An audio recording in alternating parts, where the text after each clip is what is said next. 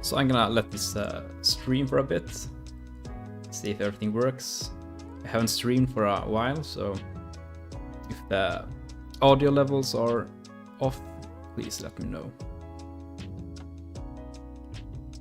I actually decided just like a couple of minutes ago to do the stream, so not even sure if anyone is tuning in. Also, my OBS scenes are camera, like this. Then we have Chrome, capture, and capture without camera. So that should be enough. I think I have the chat working too, that's great. So if the audio levels are good, just give a thumbs up in the chat or something. Maybe lower the music a little bit. How about that? Right, so today I am so the thing is, I haven't touched MA2 in a year, probably. Yeah, about a year. So I have had no event work this entire 2020. So I'm not comfortable doing a MA2 live stream, but I wanted to do something. So I thought I would create kind of a cozy middle-sized concert venue in Capture that I can use in the future to program some stuff. So I kind of want to design a venue in Capture. This is not planned at all, so bear with me. But let's jump into Capture. So what I normally do straight in Capture when I open a new project, actually let's do a new project and save this as on desktop, like super cool venue. Save that. Cool. And I'm gonna start filling in some basic information here, like the venue, first draft, unknown, secret. Alright, cool. So what I normally start by doing is, so we have the top, front, and right view here in Capture. I normally use the gamma view to have the 3D. So I go into camera and I normally do swing to front, and then I just select live. And we can do some stuff here. We can actually, I'll start by increasing the general lighting, ambient lighting to 100. And I'm gonna start by doing the floors of our venue. So let's go into library, objects, and actually,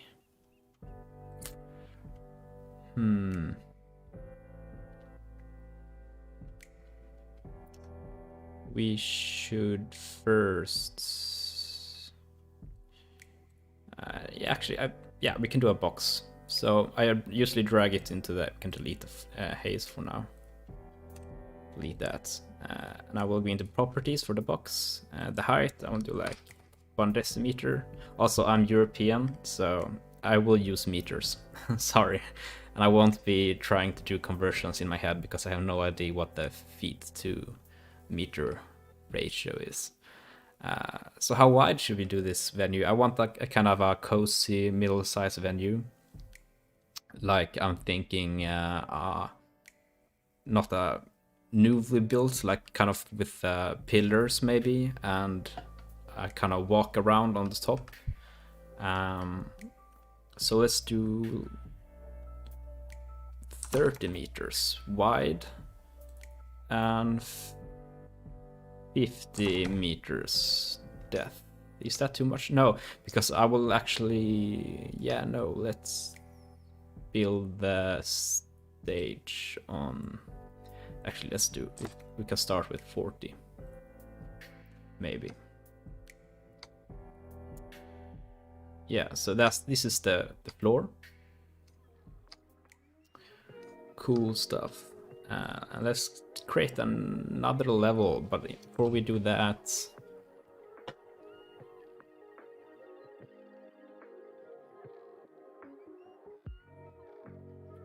all right, so I'm trying to deciding on where to. I want to create the floor layout first. So I kind of want to do.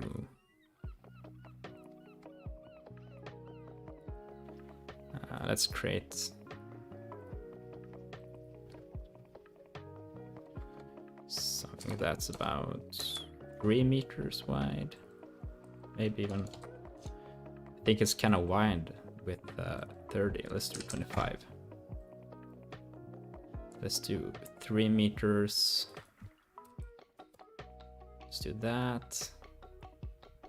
I'm starting with the outer perimeter of the balcony, probably. Let's do. So what was the depth on this thing? 40. So we'll do maybe let's do 50.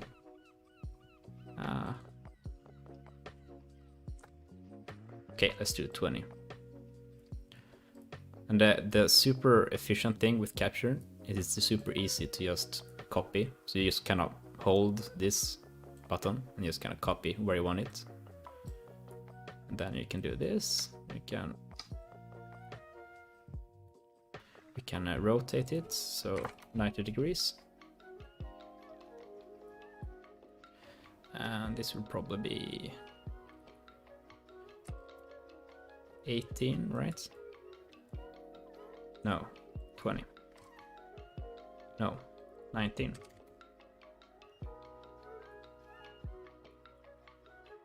So we will do the materials later. So we just kind of do a. So I don't know if this reasonable. So it's 20 meters between the balcony. Yeah, that should probably be reasonable. You know what? Let's import something for scale. Let's do what can we use for scale? People is pretty good for scale. So let's drop an person in here.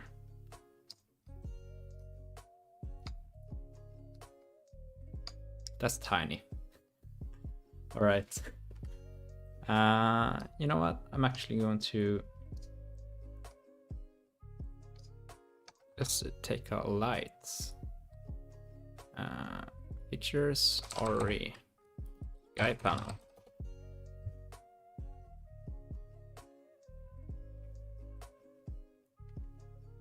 Let's raise this one up.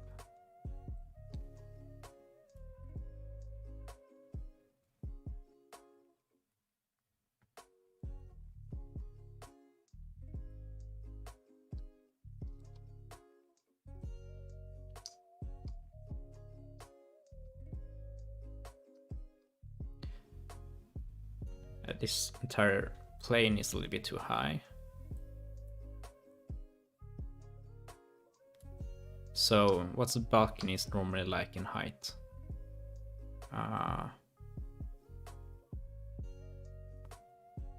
So each of these tiles are actually 1 by 1 meters.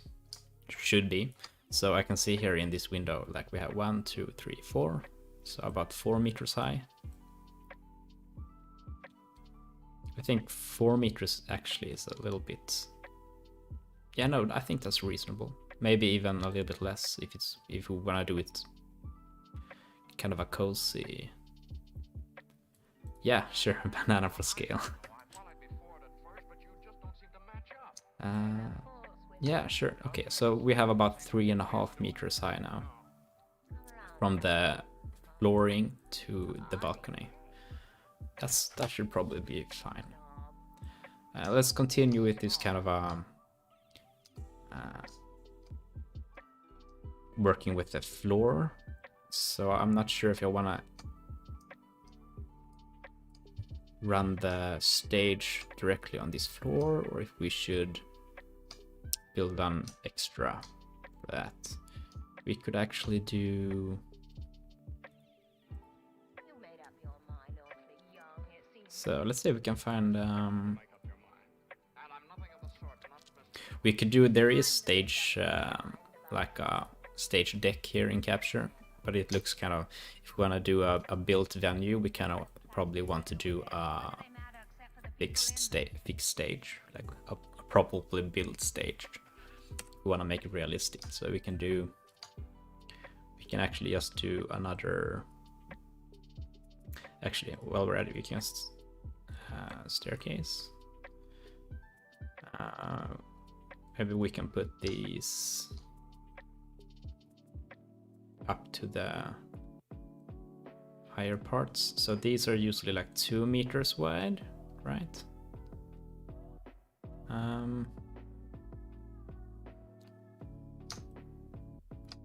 Is this 2 meters? Yeah, it probably is.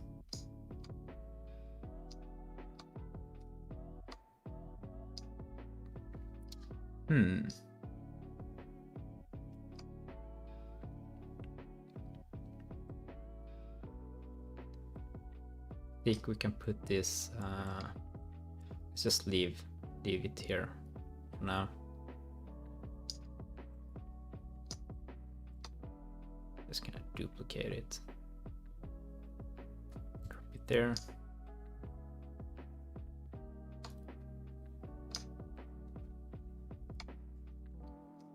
There we go.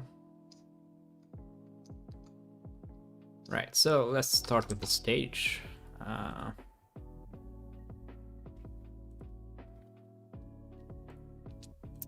I usually always start with the box.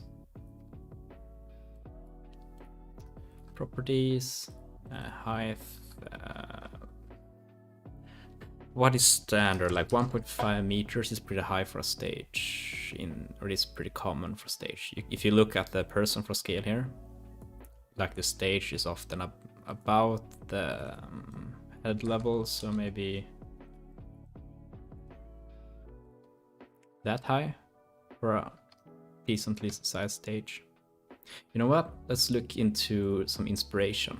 I'm gonna switch over to Chrome, and I'm currently in 3D Warehouse. I normally pull some assets, some 3D assets to spice things up. Like if I want speakers or fence or something 3D model that I don't want to start from the beginning making, I normally pull stuff from SketchUp 3D Warehouse. It's free and the models are decent most of the time, but you want to avoid the models made by texture, so you want 3D shapes in them.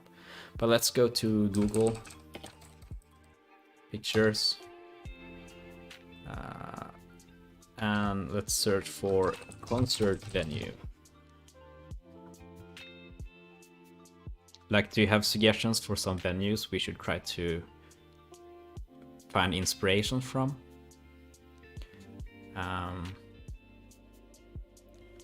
These are some pretty big venues here. Like, this is probably the look I'm going for. See if we can find some high res. Okay, that's not very high resolution. But you see, you got the balcony here. And some pillars. So this is kind of the look I'm going for. Let's see if we can find something else.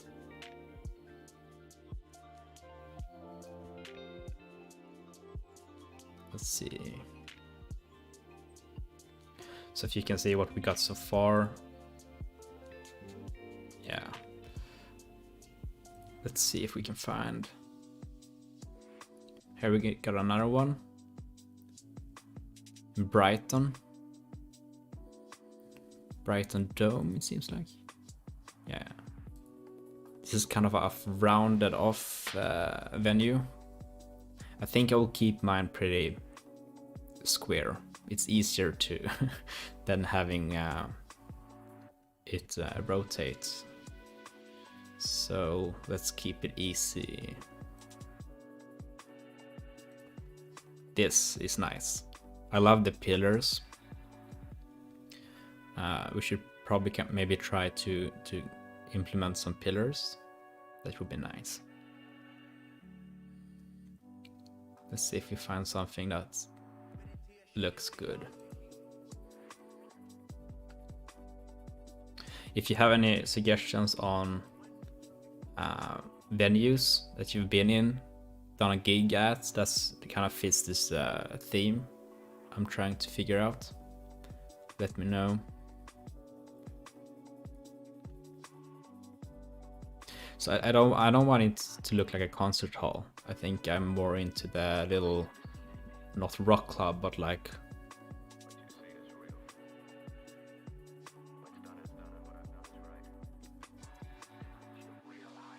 yeah, right. Let's jump back in capture. And I'm just gonna start building the stage here. So width-wise, a decently sized stage is probably around 12 meters at least. I'm probably gonna go to 14 meters actually. And you see that leaves us with about 2.5 meters to the balcony sides. I think that's pretty reasonable.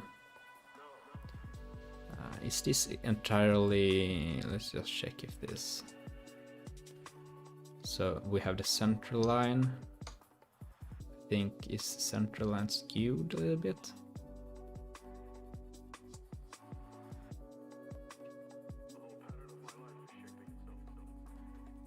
I think that's better. So now we can use the edges of these tiles to center things up. So we got a suggestion here for a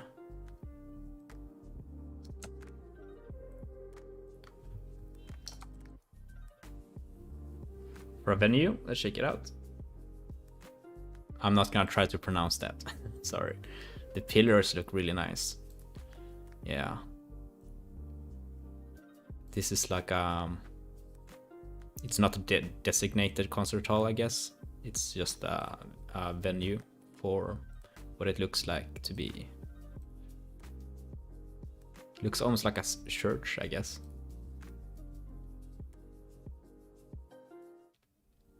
Nice. Right, it's very narrow in the width-wise. I think I will try to, yeah. You know, without realizing it, I think the venue I worked in the most in Gothenburg. I think I have 2 videos on my YouTube channel about it. I think it's basically a copy of what I'm trying to make now, without realizing it. You see, we got the balcony here, got the stage. Let's see, here is another picture.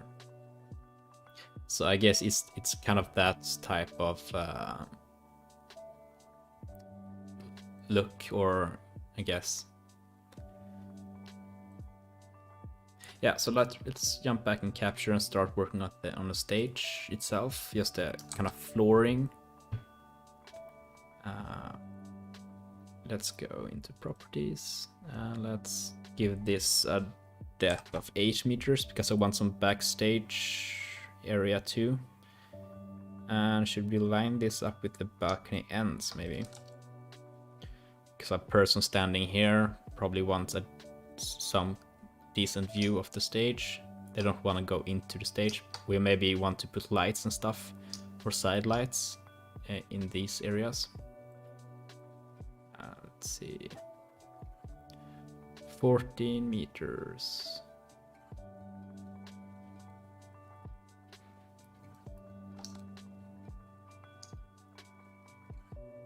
Something's not adding up. Is this on what width? That explains it.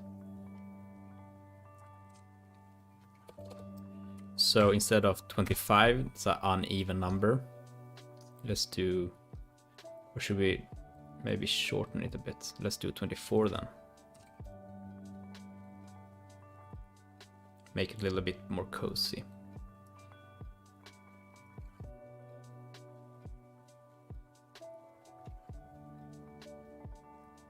Properties, let's decrease it to 18. See if it lines up. There we go. And now we can center this on the tiles. That should center things up nicely. Now we can use these to center up the stage. So now we have 2 meters until the balcony on both sides. Cool. Let's create some materials here. Or actually, let's go into layers and create some layers first. So we want the balcony, a layer, and we want the flooring. Let's do a stage. Let's do a layer for stairs. I'm just gonna mark the stage and layer stage. And let's the floor layer, flooring. Let's mark the balcony and the stairs. Let's see.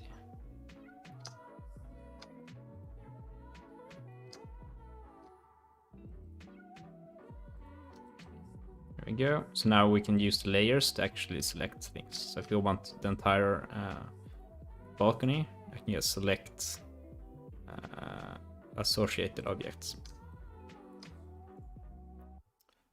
So let's do a material here, like so we can see it. Let's do green. I'm just gonna do so it's easier to see what we're working with here. So if anyone wants to help, try to find me on SketchUp 3D Warehouse. Try to find me some 3D models of pillars maybe, so we can put them in. I think actually my camera is just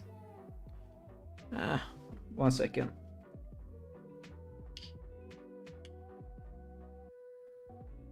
Right, I think the better is dead. 1 second.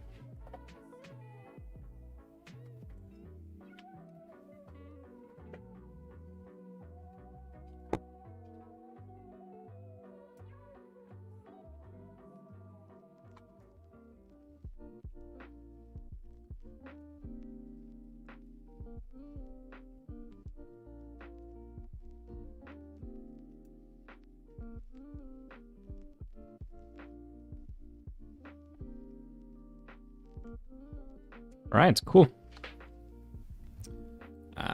Yeah, so back to the stage.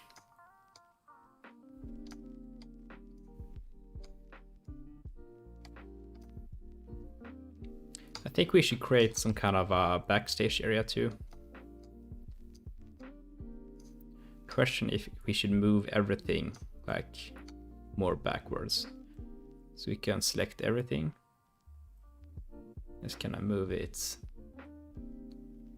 like that, so we have some space behind.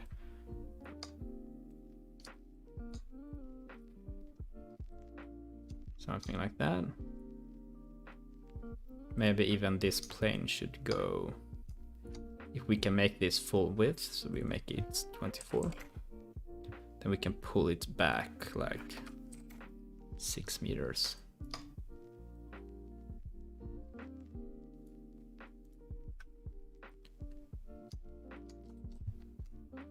Like that. Right, so we could probably position some you know what, actually let's do this. We can do this for 20 meters, so we can leave some backstage stuff. And let's do some curtains. Let's modify this a little bit. So the width we should try, if we begin with the backdrop, let's do 16 meters. Let's do 6 meters high. And then we play around with the wavelength, like 0.05. That's That's how does it look? See, I want to get closer. Sometimes you gotta move the camera to get closer in capture because you roll out of space to scroll. It's pretty. Let's see. There, scroll in. Because the more you scroll in with a camera with capture, the slower the actions to rotate is. So you want to find something in the middle. Also, we get a kind of a moire pattern. So moire happens when you film, or in this case simulate small details, and the resolution is not enough to capture those details. They create this kind of moire pattern. You can probably see it in the video. So when I'm out here and I rotate, you can see the moire pattern actually kind of moves in the surface.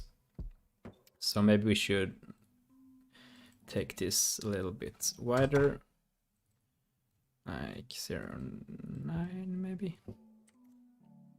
I think we still have moire patterns. Anyway, that will be almost pitch black anyway, so it doesn't really matter.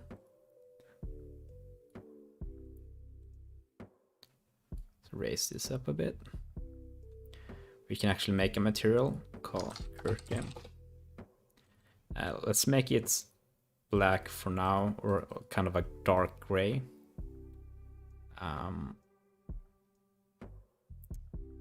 For now, drop it on the curtain. It's pretty dark. Let's lighten it up a little bit so we can see. Let's do that for now. So we can kind of see what it lands.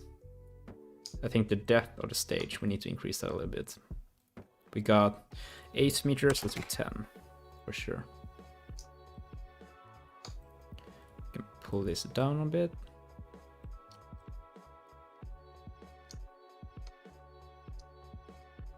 Let's move the back curtain down a bit. So let's try to center this. I'm also looking at the grid. Let's put this out. There we go. So now we have kind of a stage to work with.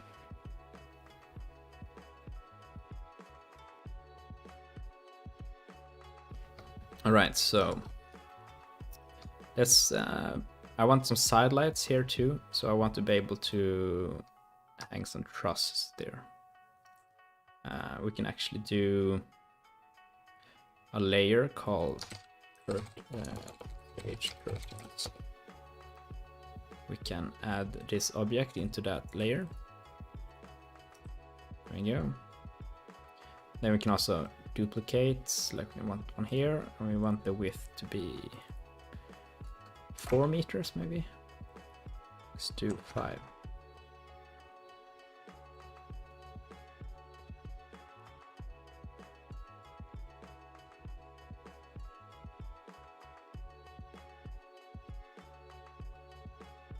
I don't want it to look like a theater, so I want to keep it kind of raw.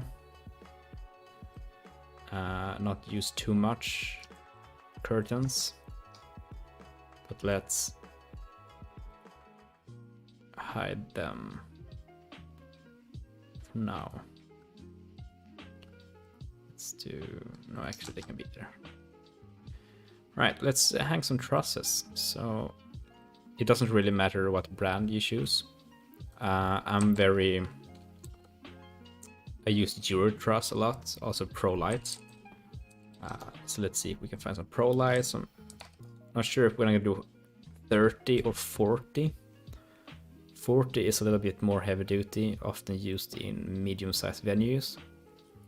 So we should probably create a main grid with 40. So let's try to find some sizes here. We got I want spectacular, and I want some 3 meter pieces, I think. Let's see what we can find here.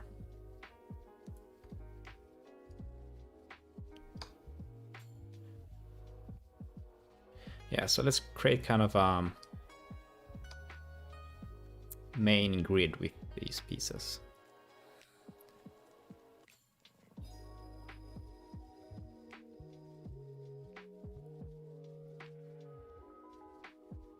So we can actually do some layering here too.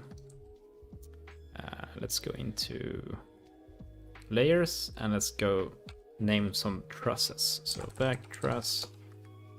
Actually, let's do this. Lex 1, Lex 2, Lex 3, Lex 4, Lex 5.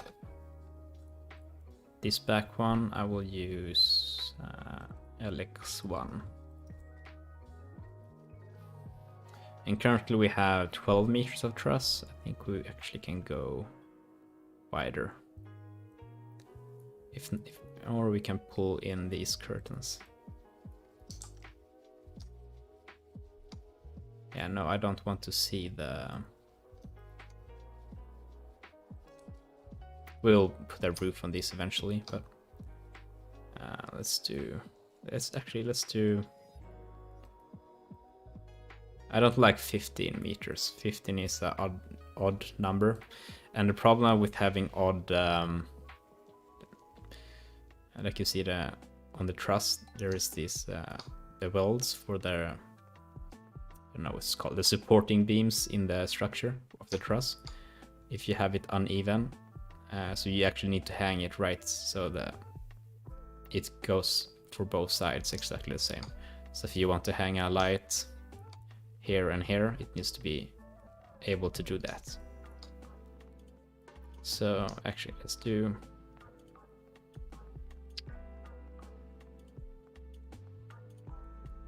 duplicate these. Actually, you know what we can do? We can do, if we want this truss to hang maybe video walls from, we can actually use this truss to hang lights off and this truss. But actually what I'm gonna do to save time, I'm gonna decorate this truss with lights before I actually copy it. That way when I copy this truss, it's actually decorated with fixtures hanging.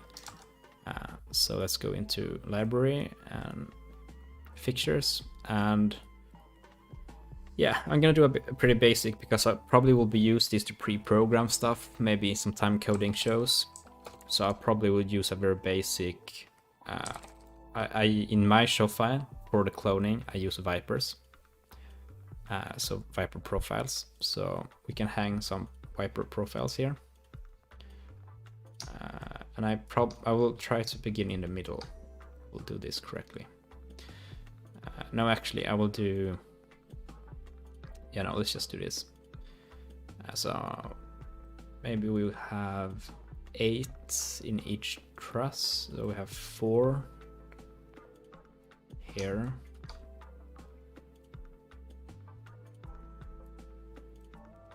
Let's spread these out a little bit. And I can kind of map out, these are the connectors for the truss, so we don't want to hang lights there. So I will try to just before or after.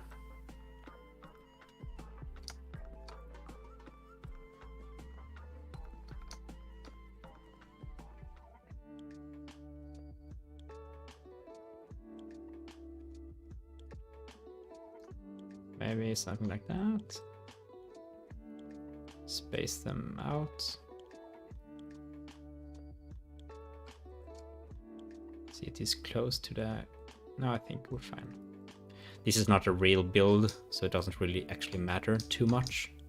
It's just a good thing to have in thought when you design rigs, not to place lights on the connectors of the truss. For washes, I use RXB. Actually, first off, let's start putting unit numbers in here. The sky panel, actually delete the sky panel.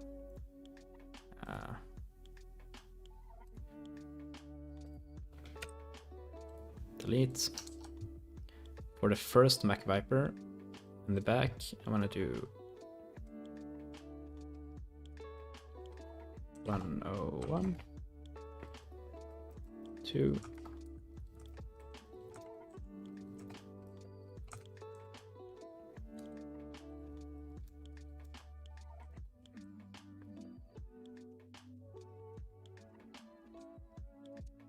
And then I want to use RXP.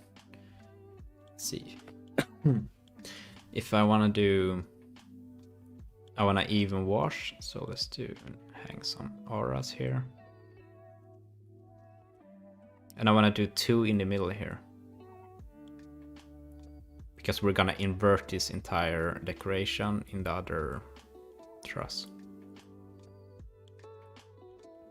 So now we have 8 aura XPs as well. So we'll put some unit numbers. Washes, I would have 201. 2.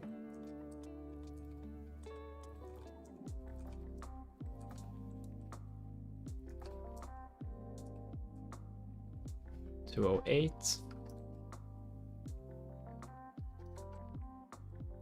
So there we go. Maybe we want some strobes as well. So I use atomic LEDs. Let's do some. Just gonna see if this is on the right axle here.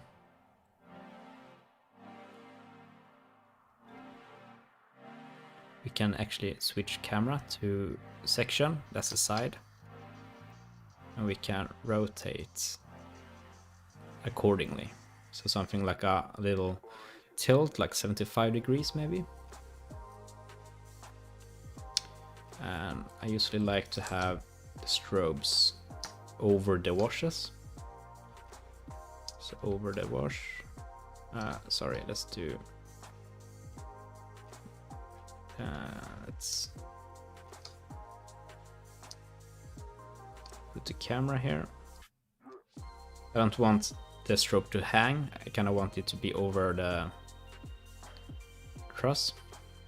And the problem with capture is it tries to hang it. If you see the blue dots, when I let go, it hangs the strobe from the truss. But I kind of want it hovering above, so I'm just gonna drop it without the blue bubble, and it should be fine. There we go, and we got 2 in the middle.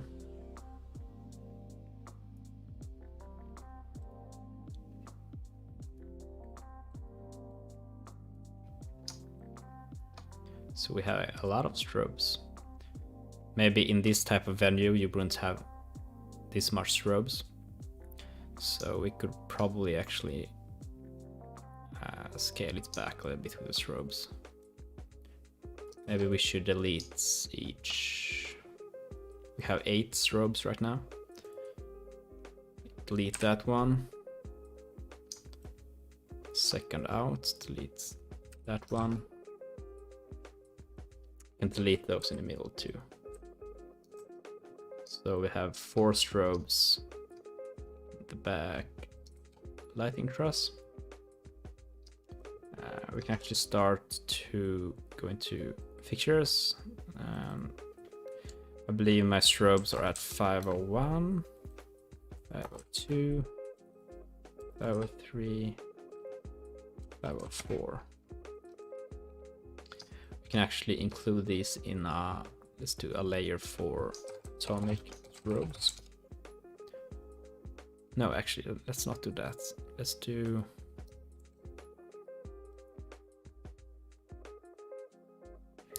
Yeah, we can do that later.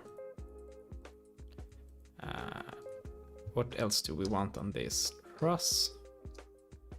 I think we're pretty good to go. I will then just copy this entire thing, and we have another truss with decorated fixtures. There we go. And then to be able to turn them apart, I will just the more front truss, I will just elevate it a little bit, so I can see in the front view a difference. So we can turn this to front. This is the more forward truss. This is the backer one. Now I kind of can walk through here and just kind of switch places with these lights. So we kind of invert the position of them. So we can kind of look the washes here are in the middle. So we'll have the spots in the middle in this truss. Now you need to be aware of the center point load. So if you hang trusses with a motor here and here, this would not work. You cannot have two heavy spot fixtures in the middle center point load. Depends on the truss. This is H40 and the higher version, so this can probably sustain that center point load. But if you have regular 30 by 30 truss, then you would need 3 motors. And oftentimes when you have this long span of truss, you wouldn't load the motors on the sides here. You would have either a point in here and here, or you have 3 probably, or even 4 in some cases. If you hang video wall that's more distributed, you would probably have 4 motors on this kind of truss. But in this hypothetical, yeah, we can do 3 motors, so we will have 1 motor in the center, so we'll be fine. So just center this a little bit, then we just move out and we do the same thing. Drop the wash on the top of the spot here, and we drop the spots on the top of the wash here.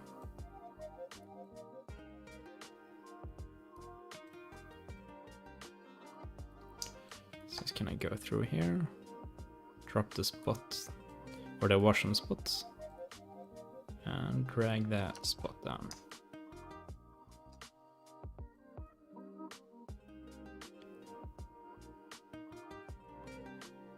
I normally select the spot first because it's longer, so I can drop the wash first because it's shorter, because I can easily select the spot there.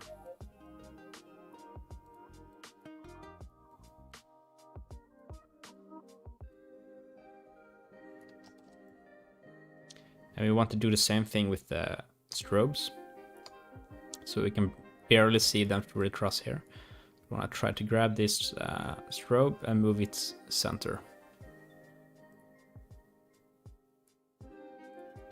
See if we can select this one. Sometimes you really need to zoom in to try to select it. So there's 2 strobes there, so we'll put this one in the middle. Let's do this here too. We have 2 strobes there, so let's put it in the middle. Great, so now we have an alternating pattern here. So we could probably, doesn't need to be this extreme, we can probably move this entire thing a little bit over, so it's not as extreme.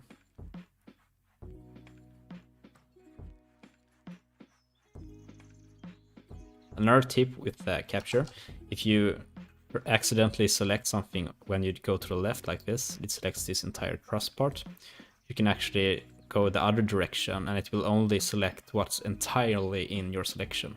So when you do this way, it selects everything even if it's not entirely in this red box, like here.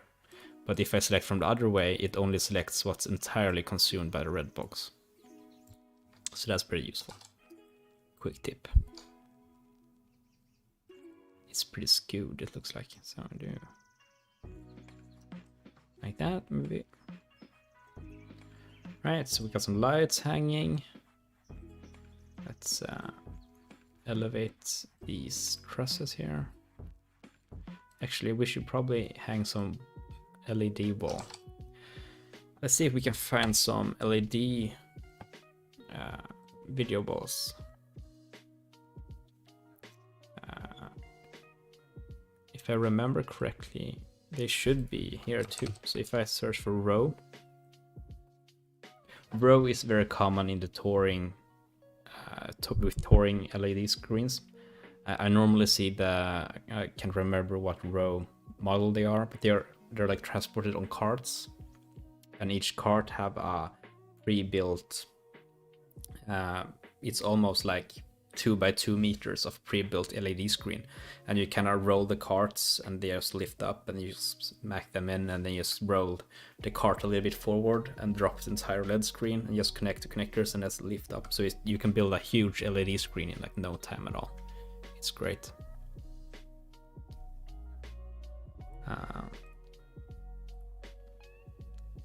So let's see if we can find some, can't remember what they're called. Row, strip, no. Let's drag some here. These are the transparent ones. What's the pixel pitch? If you want details of the fixture, you can go into properties and you can see here, this is the 8mm pixel pitch. It looks like, no, yeah, 9mm pixel pitch. Yeah, that makes sense. The name of the, so the vanish is the transparent series. Strip we don't want. I think it's actually,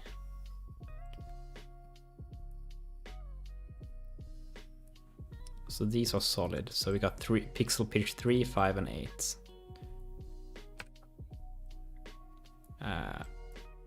I actually prefer a little bit, because oftentimes the more pixel dense LED screens are not as bright as the less density pixel pitch LED screens. So if you have a P8, those P8s are normally way brighter than P3s.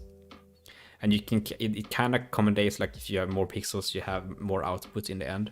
So it's not always true. But if you look at, like, I'm not sure if I'm gonna embarrass myself. This is 4000 nits, and this is a P8. But if we take the P3, this is 4500 nits of output. So in general, the higher or the lower density LED screens are more often brighter. And that kind of makes sense because they are often used outdoors in stadiums or in huge screen builds. So they need more outputs because they're often used in the daylight or as IMAG screens, while as P3 LED screens are often used for creating larger displays for commercial things, enterprise things, so they don't need as much outputs. But when it comes for EDM, you don't necessarily need the outputs, because the more LED screen you have and the brighter they are, they kind of, like if you have a huge TV in a room, it lights up the entire venue, and then the dynamic of the lighting just disappears. You're probably used to see this in your own shows, maybe, when the LED wall is on a bright visual with all kind of colors just blasting. Your lighting cues don't look nearly as good as you're used to, because the LED wall is just this bright source that just illuminates the entire venue.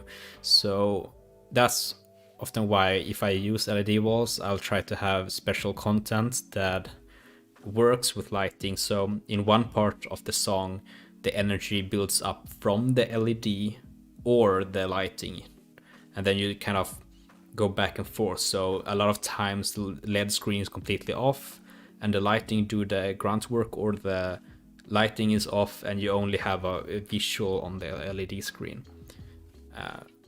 But yeah, so I in this venue, let's do a P6 or 5. The row panel is 5, so that's probably good enough.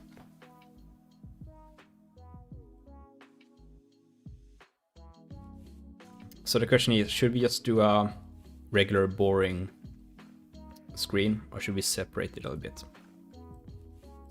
Anyway, it's probably easier to just begin by building a square wall, and then it's gonna go from there.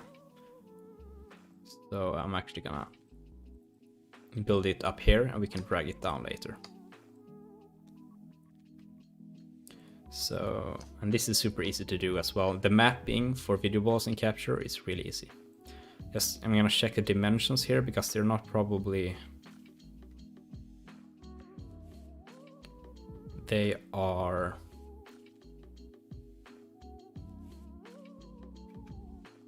Are they really 0.6 by 1.2. That must be the US model. Or maybe the Alro models are. Yeah, look at that. Anyways, we'll go with it. So we won't be using meters here. This is probably a video screen designed for the US market or something. So they use feet. And then the conversion to meters is not completely solid. So I'm copying this entire row like that. If we want to have 1, 2, 4, 8, 12. Right.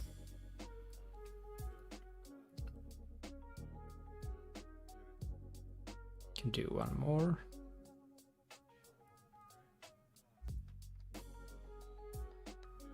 Let's do next level. Just gonna copy. Let's make sure they are on point. Check the lines. There we go. And you can copy this entire row and do it again. Now this is a pretty big LED screen for being in a small venue. But if we want, we can stab some holes in it and make some patterns. Like that. Let's see where it is.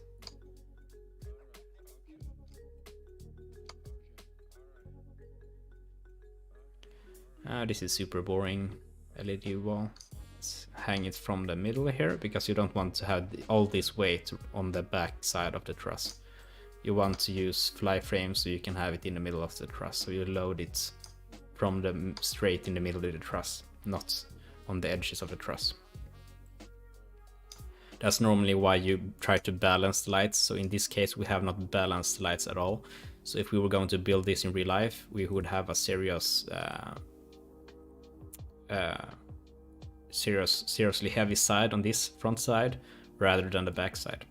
So you would try to, if the spots are on the back side, you would have washes on the front side and vice versa. So we don't do this now. We can probably do it later. It's just grabbing and switching side. It's pretty easy because oftentimes you have strobes and other stuff on the front of the truss.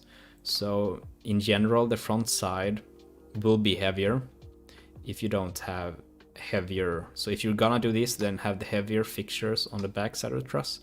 And even if it's only the washers in front, you also have other stuff and almost cables and stuff too. And also cables, I normally run them straight on a truss as well. So you can use the cables to rebalance the trusses too. If you don't want to rehang all your lights and you have a serious front load on the truss, you can use all the cables and tie them to the back side of the truss. Yeah, cables are kind of heavy, especially when you have like blinders and strobes that takes a lot of power. You often have multiple circuit cables like socket PEX cables running up to the trusses, and those cables can get pretty heavy. And if you have like so if you have those, then you can use them to rebalance the truss almost. So let's position these trusses a little bit. And let's create video players. Let's do a resolution of full HD because we can. No, actually, let's do.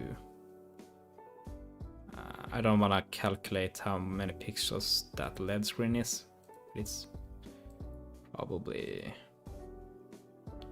So let's see if we have some LED. Let's see if we have some contents. My hard drive is actually. I'm just gonna quickly download a visual. See if I can find.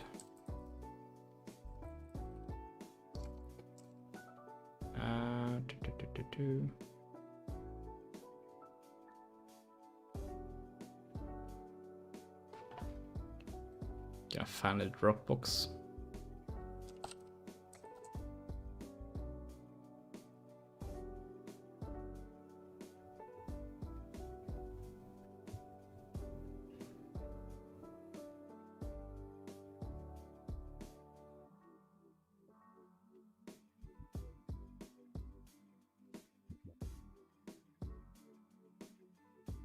Gonna delete, download visual.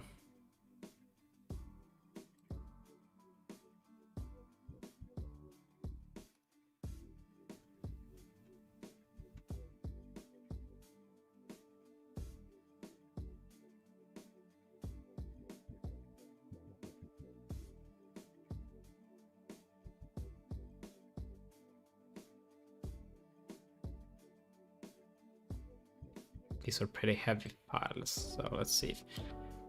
Let's do a color bar. You can use an image as well. So I'm just gonna go into Google, and you can see just type in color bar. No, that's a video.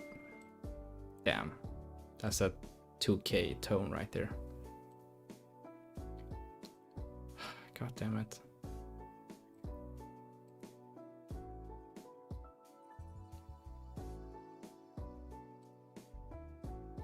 These are stock photos. I don't wanna license them. I just want a color bar. God damn it. You know what? Screw it.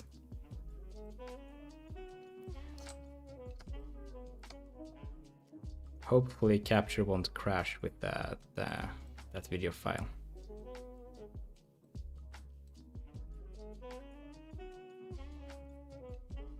There we go, and then we're gonna create a material for the video wall. We're gonna texture media, and we're gonna do the video player. We want the color to be neutral. You can actually skew the color of the video wall by using the material. Actually, we need to group. I should probably have grouped all the panels before that's stupid of me. What I'm gonna do is I'm gonna select all the truss, move that away, so I can from the top select, because I have a bunch of stuff in the way in this view. So here we go, and I'm gonna group these. And I'm gonna drop the video wall texture on it. And if I go into the front view, I can, on the settings here, map material. If I drag this map to extents, you see it's a uniform texture now. So when we play that video, it's mapped on the LED screen. And it should actually, I'm not sure if you can see the pixels. If you zoom in real tight, you can see the pixels of the LED screen simulated in Capture as well. That's pretty nice. Let's pause this. There we go.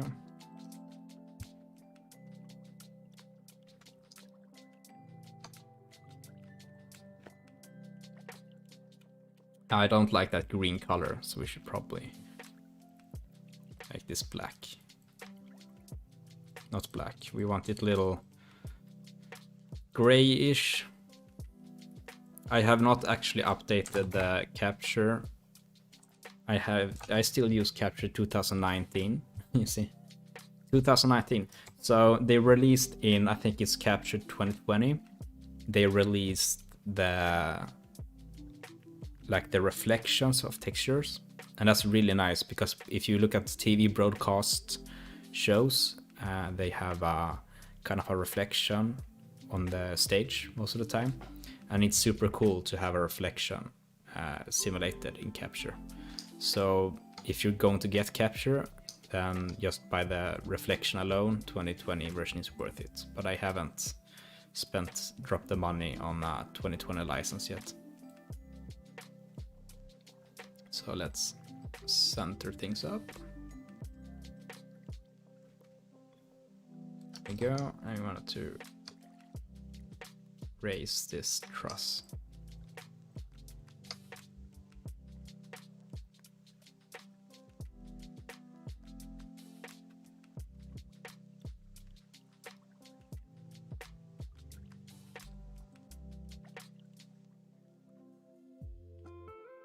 probably want the lighting truss to be higher as well.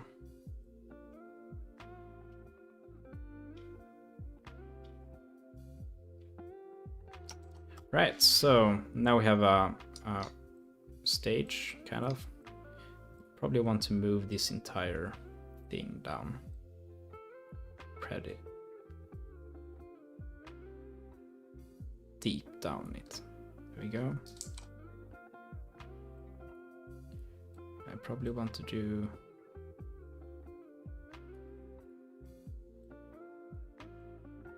I don't really want a theater vibe on this stage, so I will try to do that. Then we can do some sides as well. So let's go down to 8 meters. And then we can do 1.25 maybe.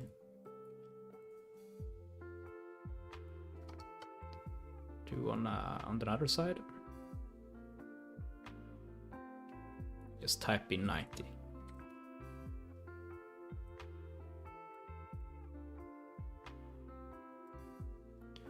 Now I kind of want side lighting too, so I'm gonna put this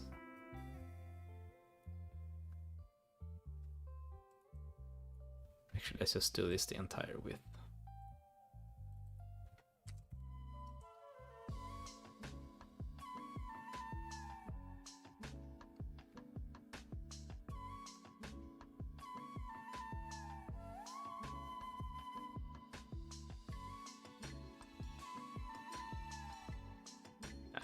I don't like the LED scrum flying off the floor that much.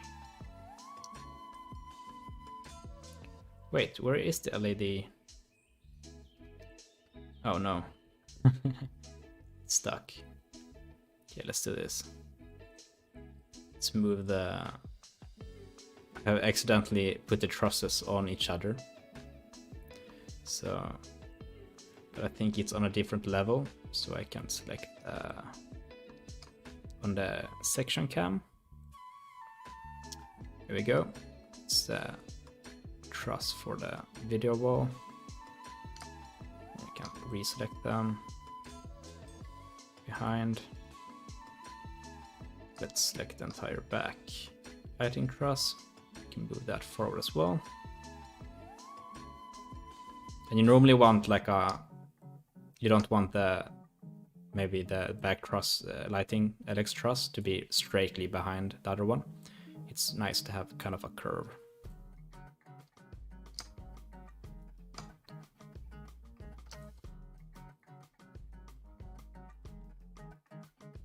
I think we're pretty high. We could probably go lower.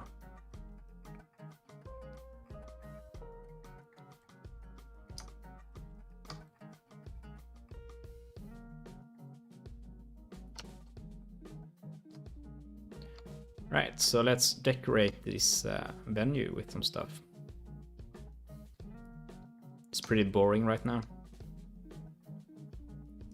So let's go to 3D Warehouse and download some assets. Gonna switch over to... Oh crap. Did I have the wrong view on the... Okay, guys, so... How long has it been like this? How long has it been like this? Oh no. Really? How long has it been like that? God damn it. Was it since I tried to... What? Wow. Crap. Oh no. Oh well. I need to actually scroll back. It's since I tried to pull that.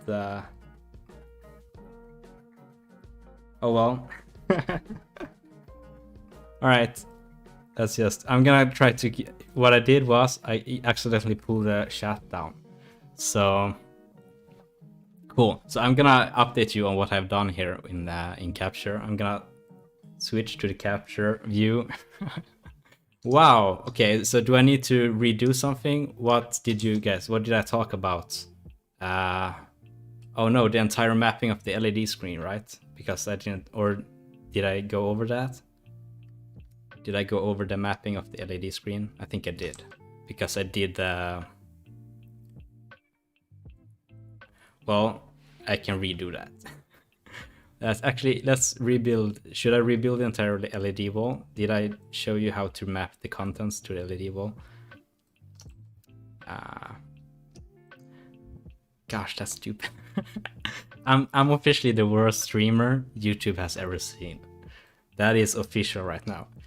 I can't think of anyone who's been stuck on a screen for 5 minutes, not realizing, just wow.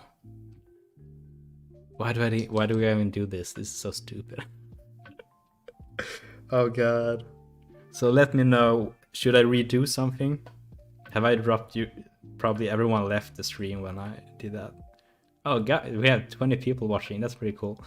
So not everyone has given up while being stuck on Chrome tab. That's pretty impressive. Thank you for that. Oh wow. Alright, so let me know in the chat if you want me to redo the entire or the LED wall mapping. I'm gonna actually try to, I don't remember, was it before or after I'm just gonna pull up my preview here. So I have done the, okay, so the mapping of the LED wall you guys didn't see. Right, so I'm just gonna redo that. Let's see.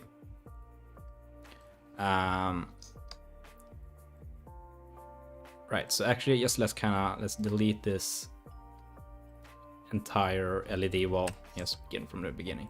Let's see. Pull the LED truss up. Let's go to the front view here.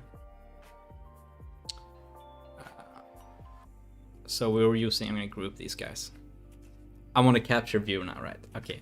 The worst part is I have a second screen right besides me that actually shows the OBS outputs, and I didn't really look at that screen because I'm not a streamer. I don't really do this stuff. I usually do this when I'm alone. So yeah, actually so we're just gonna do another screen here. It's easier to see. Let's see. So I'm just gonna drop some tiles here, and I'm just gonna do mass copies. So actually I can just kind of copy this one too, kind of like that. Can do maybe 2 more here. Snap, there we go. And I recopy this one, and I can go in and see, yep, they're in the line. And I can mass copy this one too. And this is a super boring LED wall, but you can actually stab some holes in it afterwards. I'm gonna group these guys. I'm gonna pull these down. Let's see, it's in the wrong place. Let's go. Oh, you can see the truss is actually way over there. Let's do this. Let's make more sense. Let's put it around there. Pull it down a little bit. There we go. So now let's go into layers. No, actually, materials. We have I'm going to redo this. So I create a new material called video wall, and in the texture media, actually, let's redo this again. So in media video players, I'm gonna add a resolution of maybe full HD because I can. And then let's go and load the visual, the super boring visual. And then in the materials, I can select texture media to be a video player. And let's go into bright. Yeah, so you want a clean color because you don't want the LED wall to shift in other color correction or color direction. So, but you can actually shift the color of the video wall by changing the color here, if you want to. And then we drop the video wall material on the video wall itself.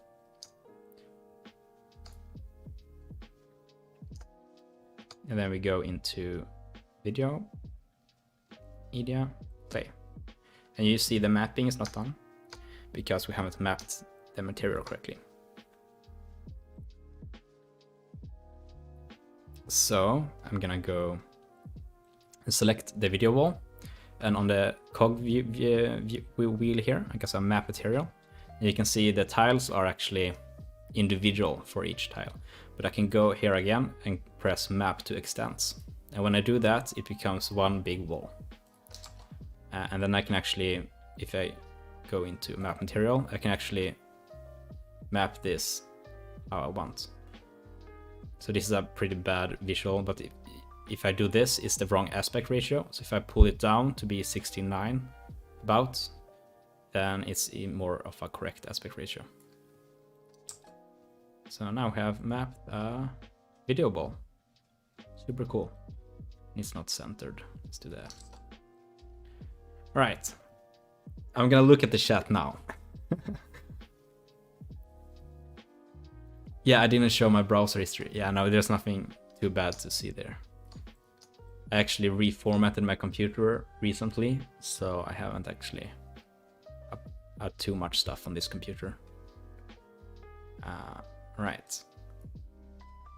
Let's continue. So what do you guys want to see?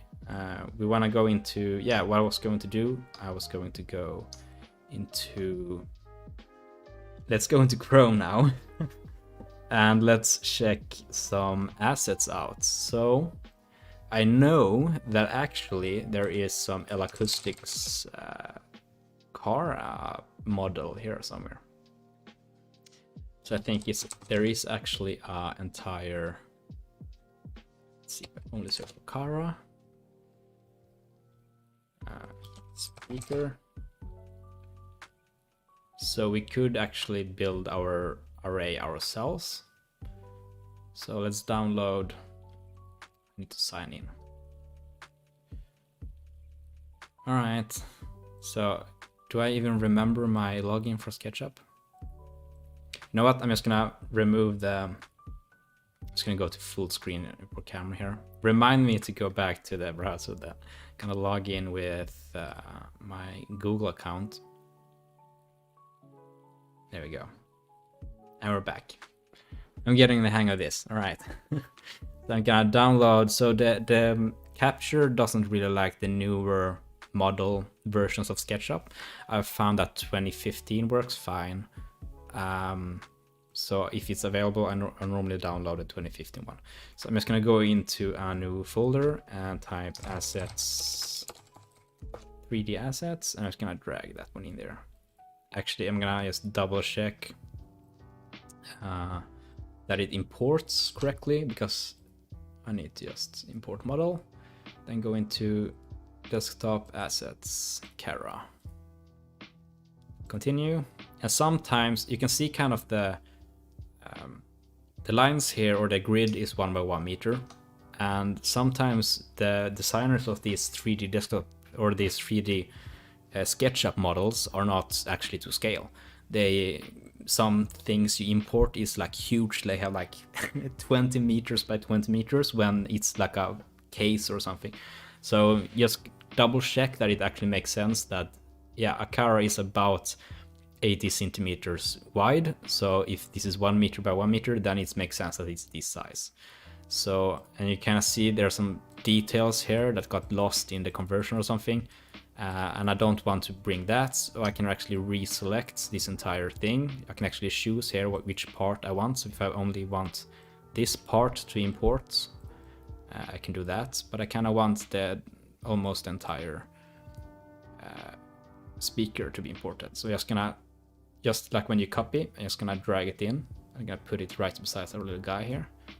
I'm gonna place it there. And before it gets deselected, I just want to make sure that I group that one. Because imported 3D assets always are pretty... There are some details that kind of get weird. So let's kind of see if this model looks correct. It kind of looks good. We got the details on the hand grips and stuff. Just gonna read Load the files assigned directly acoustics page. Yeah, so L Acoustics do provide the 3D models. I just think it's nice to be able to bring everything from SketchUp. If I'm gonna download other... Oh god damn it, did I do this again? Are you serious? I am the worst streamer in the world. Wow! Thank you for reminding me though. Do I need to do this again? Did I import the... I'm gonna re-import the model here for you guys. You know what? I'm gonna check how many viewers dropped out when I was yet again on the Chrome. Yeah, okay, so I lost someone. Oh, wow. I need to have someone moderating the stream and like call me when I do some stuff stupid. The funny part is the last part of this year I've been working in TV and film production, and we do multicam streams all the time. And oftentimes I am the producer, so I will, or the director, so I will actually switch the cameras. And I promise I'm better than that I'm doing streaming myself. This is so much. I basically need to hire someone to switch the OBS scenes for me. So let's import this Cara model again. So I'm going to import model, select Cara. And I was talking about the scaling thing, like this is 1 by 1 meters, so it makes sense that the Cara is this size. Cool. And then I just kind of drag and drop it down here by our little guy, place here. And then I go into group because I want to group that bad boy. All right. Yeah, drag this up and see if it looks correct. It looks pretty good. Sweet. What I'm gonna do now is I'm actually gonna go and drag it out into the void here. And I'm gonna go to a section camera because I wanna build our array with this little speaker. So, and this is super easy. This is just like copying regular objects. So I'm just gonna copy this one and like make see these meshes. I'm just gonna put a tilt on it. So of course there's different. Yeah, I am in a capture view. Great. Wow. Right. This is probably too steep of an angle for this venue. Let's redo this. So let's go a little bit easy on the angle. So this is kind of perfection stuff. You don't really need to be this perfect with it.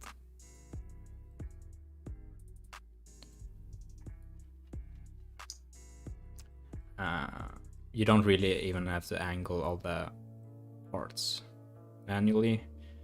Actually, I can just rebuild on top of this one.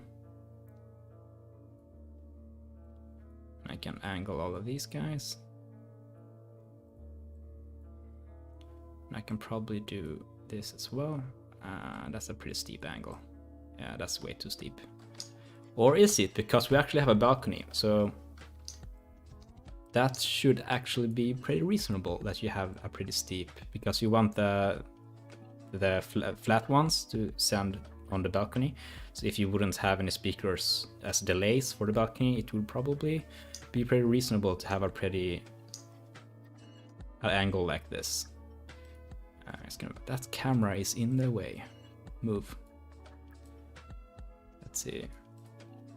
It's just gonna grab. Yeah, this kind of bugs me that it's back. It's not. What? Let's just. This is the. Okay, so I'm not an audio engineer, so this is not advice on how to aim line arrays. So don't hold me for that.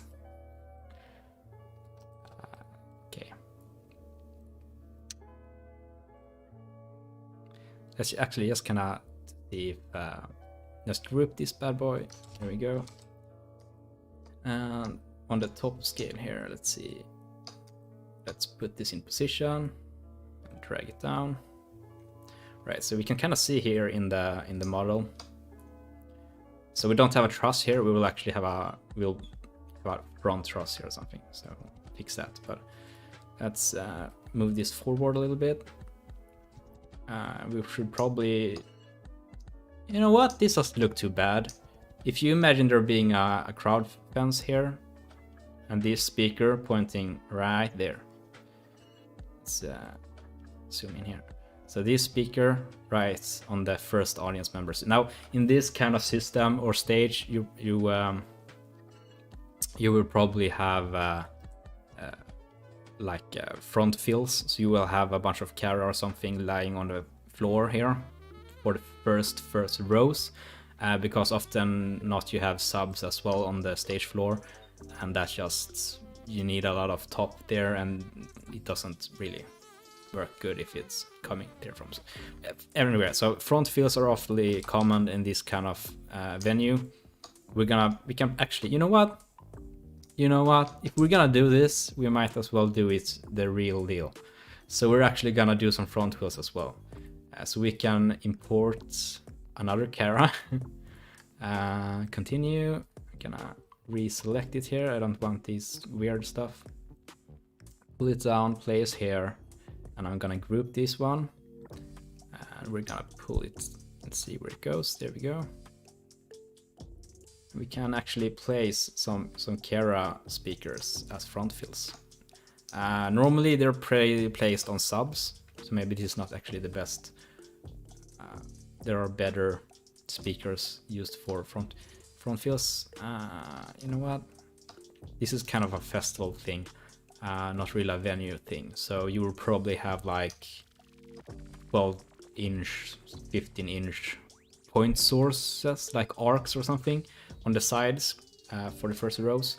But you know what? This is a EDM venue, I have just decided. So let's just go nuts. Put some speakers on the floor. So these speakers will handle the first line. That's pretty tight. Let's just pull this up a little bit. And once again, I am not an audio engineer, so this is not how you design audio for I don't take this as a tutorial on how to design audio systems. You can if you will, if you want.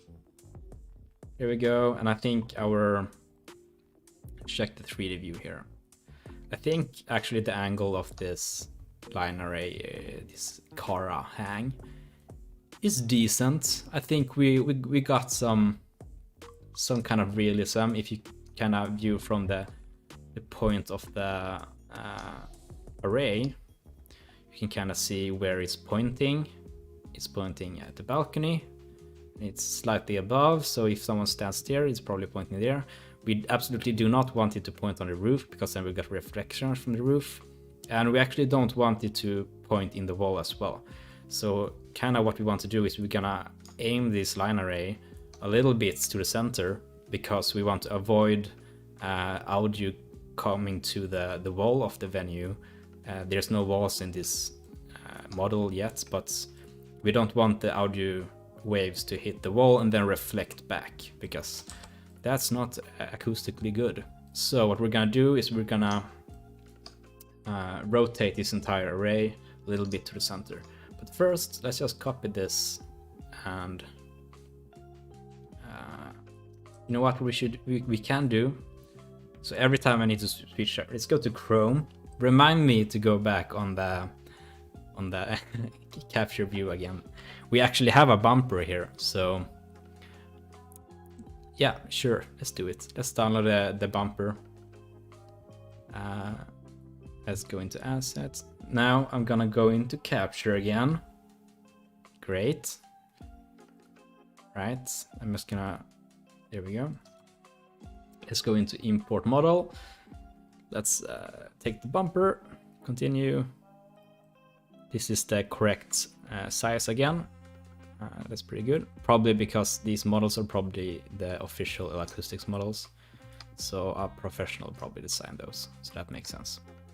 So let's go into the top view and drop this one on here. But place here and then group this one. Then we're gonna rotate it, because this the back of the bumper here is actually the one that catches the bottom of the array, if you will. If you have more motors, you can have normally you have 2 motors, so you can actually do if you pull one motor down and pull the other one up from the bottom, it will carry the array, and you can angle it with the motors for more precise control after you hang the stuff. And there's crap. So let's pull this one up and place it right where it's supposed to be. Now nobody's actually gonna be able to see that it's in the hole.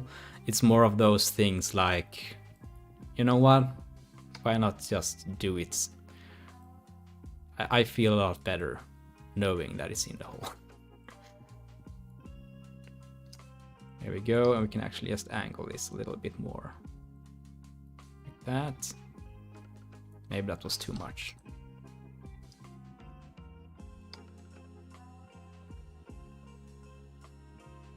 You know what? Okay, that's fine. So we can... Now it looks a little bit... This array needs to go more. There we go. And let's group these ones. And before I start to angle it, I will actually just copy it to the other side, because once you angle it, then you don't really know what center is anymore.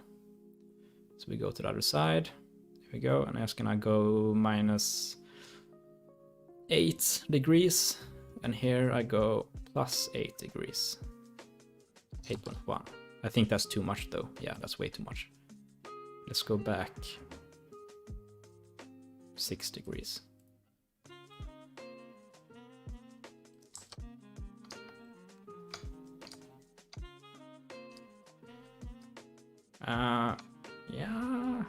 Yeah, I think that's reasonable, I think. Is it? Like, you're obviously not gonna get as much. Yeah, I think that's good. Good enough for now. We can fix that later. Yeah, you could do a side hang as well. You can have a kiva hang for the sides. You can do that too. Also, in this venue, you will probably have some kind of delay for the balcony if you're really serious about the tickets on the balcony having the absolute best experience. I don't think it's gonna be bad, especially not here on top of the balcony. It's probably gonna be one of the best sounding places in this venue, because you don't have because you will have clear that these will hit you back here, and you will have a stereo image and all that good stuff. And also, what many people don't realize is when there's a sea of people, you have this kind of because everyone generates heat, you would have this layer of heat on top of all the people, and what happens is the speakers will bounce down on that, and some of the audio will bounce off. Dave Rat has excellent YouTube videos on this stuff, like the really geeky audio engineering stuff, and some of the higher frequencies will actually bounce off the heats of the people and will bounce off. So it's kind of, you can get really nerdy with this stuff.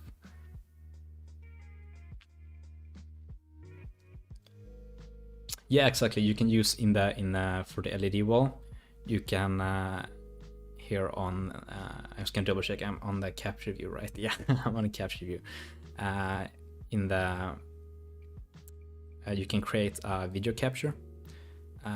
So I can actually use my webcam here.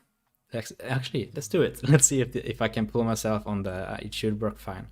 So I'm gonna switch to video capture. See if does it work. I don't think it likes me. I actually have the OBS using the webcam, so I'm not sure that that's probably why it doesn't work. Yeah, let's go back to video player, but you could load images as well with this. Right, cool. So we have yeah, so what we're trying to find assets on 3D SketchUp. So I'm gonna go back to Chrome, and hopefully every time I'm switching view now, I need to say to myself I'm going back to, so I can actually, I need to remind myself of that. So let's do some kind of venue stuff. I want crowd barriers. Barrier. Those are really boring. I don't want that.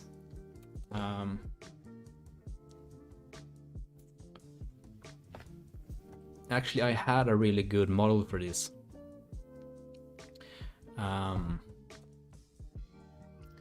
What's it called in English, actually?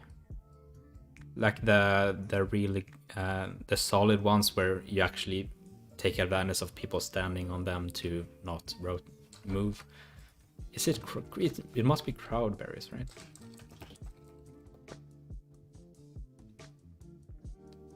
Concert crowd barrier. What's the official? Yeah, there we go. But what's the official English name? Control barriers? No. Stage barriers. Yeah, it's a stage barrier. Yeah. Okay. Cool. No. What's going on? Yeah, I hate when 3D Warehouse changes this design. So it automatically goes to products for some reason. So if you press on models, then you can see all the models that people have been actually uploading. So we got a stage barrier here. Let's see if this...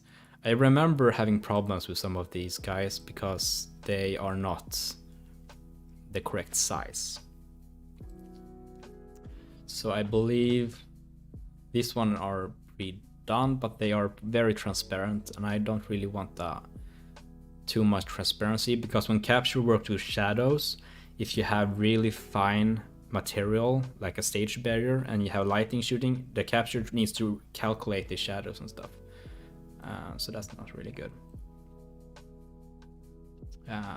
We'll try to download this first one.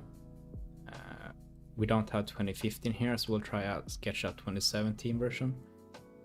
Gonna pull that to assets. So when we're here, we're gonna try to find some other stuff. Actually, we can download.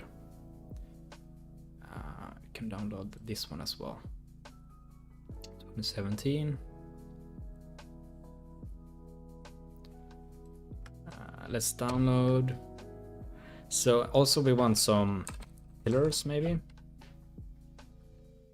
for the venue itself. So we have a kind of a raw industry building. So we don't want any ancient pillars. That makes no sense. So we want kind of industrial pillars, I guess.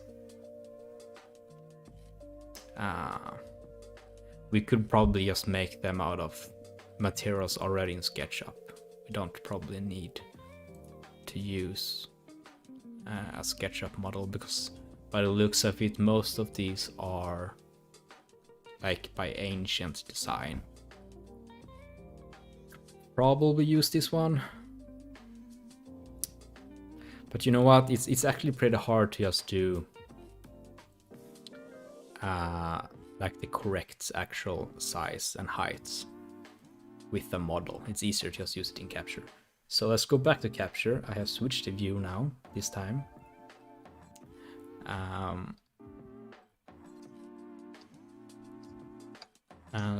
Okay, we take one step at a time. We'll import the barriers first. Let's import stage barrier. Continue.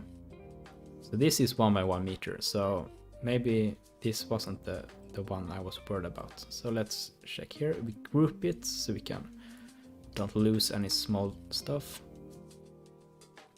Let's rotate. Let's do 90 degrees so it's easier to click them on.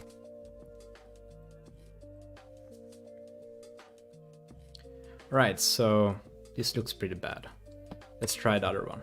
I think the other one is more transparent, but I think it looks better. Okay. I mean, that's fine. We can angle it ourselves later. Place there. Let's group that one. It's not gonna be perfectly straight, but you know, that's life.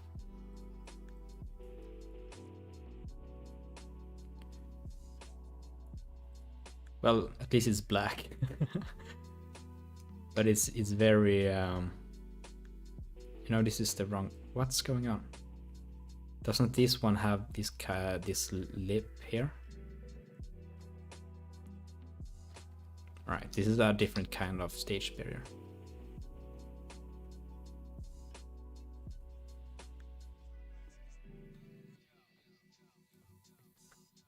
Just gonna read chat for a bit.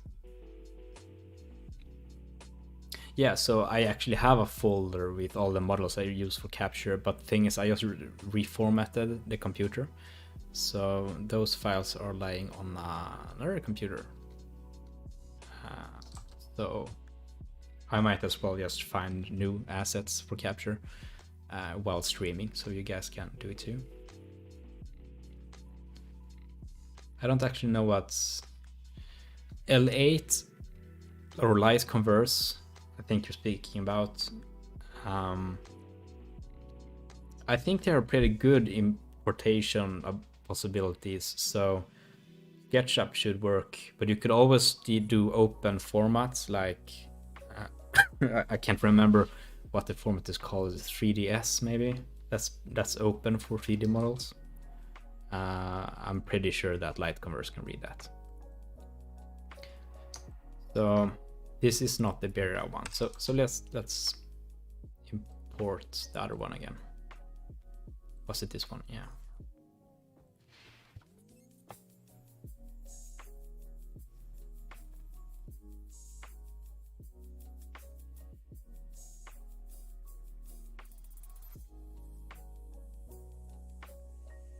So this one actually has the correct lip that I wanted.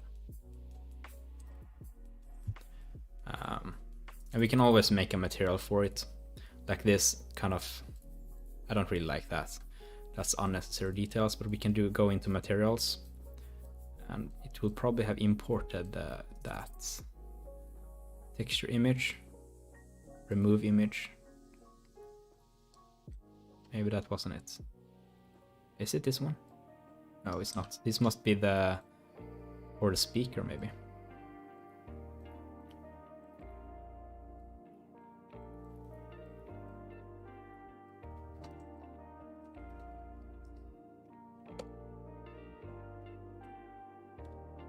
Right, this one. No, god damn it. Let's just create a new. And make it a little bit more black. Or a little darker at least.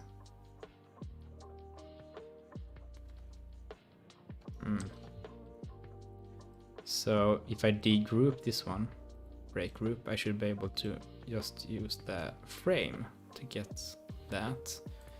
And then inner stage barrier.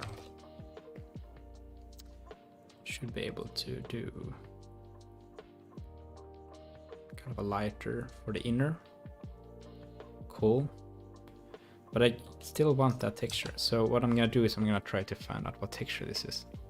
Let's go into properties, texture, semi-trans metal. Where is it? There we go. Right in front of me. That's stupid. So I'm just gonna darken this a little bit. So I still have this texture of metal, but it's darker. Sweet. Kind of lighten up a little bit. That's too much. Let's do 125.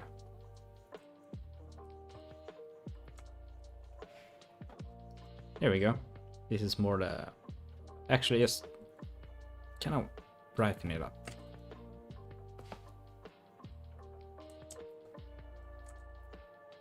Then we're gonna do stage barrier, brighten it up a little bit too. There we go. So let's just group these ones again.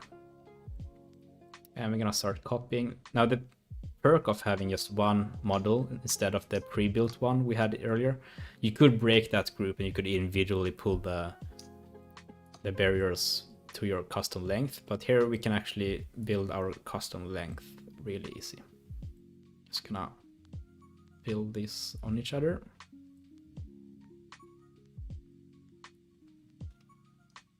Here we go. And then we can mass copy, so we can copy this section. We can connect these. we can, so if this is the middle, then we can just copy this entire section to the next part.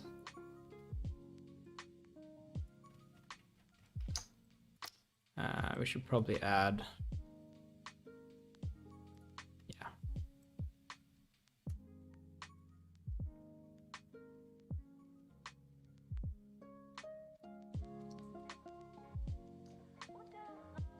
So let's see, yeah, they're not even touching the ground. Let's fix that. We'll probably need to group all these stage barriers first. So it's easier to, and you can see here on the floor, so we can have them touching, because if we go too deep, you can see the model breaks up here. Like it disappears. So we want it to be just above. The devil is in the details.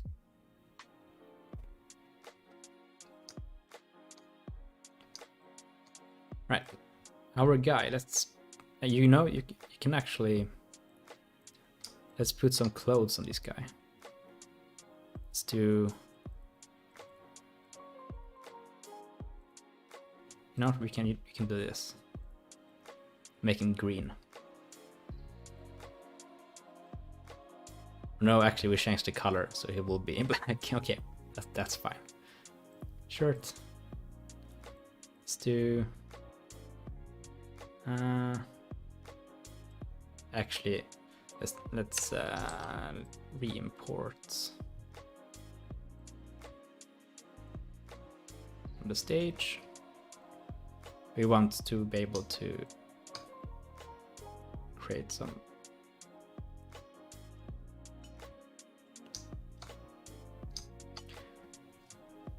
we should probably do, now when I have scale, this is way too, we need to create a little bit more depth here. Or actually, you know what? I made the same mistake again, it looks like. This LSD screen and this truss is on the wrong place. It's probably too, it needs to go way back. So let's pull this back for scale. You want to fit a drum set, you want to fit probably like that. We want to be, you know what? Let's do even more. We need more space. We should probably make a floor package as well. You know what? This is like a touring place. People will come here with their huge rigs. So we want to have space for that. Let's space the slides out a little bit.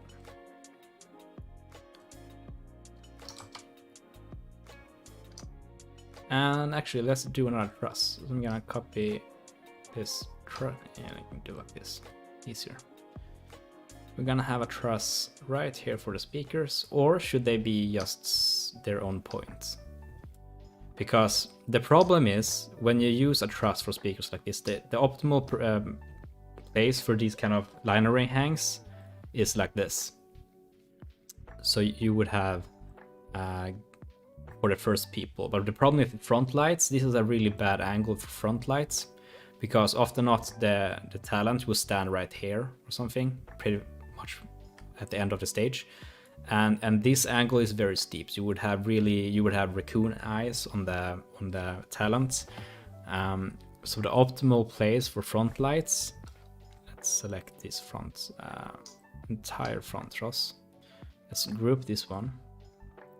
Let's pull it forward. Like the optimal angle would be 45 degrees. That's like what you learn in theater school. Like in theater lighting, it's always 45 degrees for front lights. So it would probably be something like this.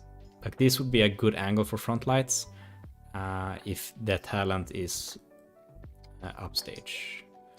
So let's put it like there. And then these speakers will just say that they have their own points. They will just hang right their own motors. And besides this truss here, we could actually have, we should probably have, if this is like a venue for, we can probably do this a little higher too. We can probably put this up here, something like that. If this is like a place where, I think my battery died in my camera again. Oh, you know what? I forgot to charge the camera battery. I am the worst streamer ever. So I'm just gonna remove the camera. Sorry, guys. Let's see here. All right. So front lights. I'm a big fan of having moving lights as front lights. So we'll go and do, or actually, should we just be very basic? And if this is like a venue where touring productions come in, I don't know. We could do some source force as front light. But if most productions do prefer to have front lights that they can aim themselves, so they can have a special front light for each band member and stuff like that, without having a local re-aiming the manual lights. So a fixture with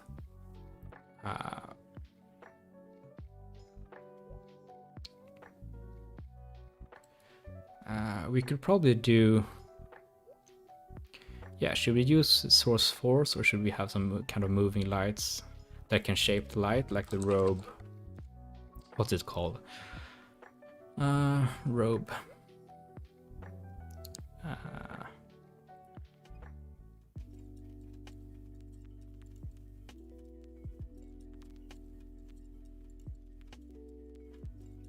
We could use,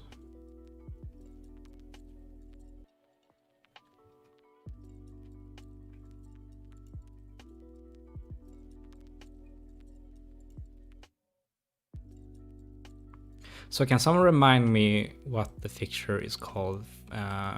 Yeah, beam of blade.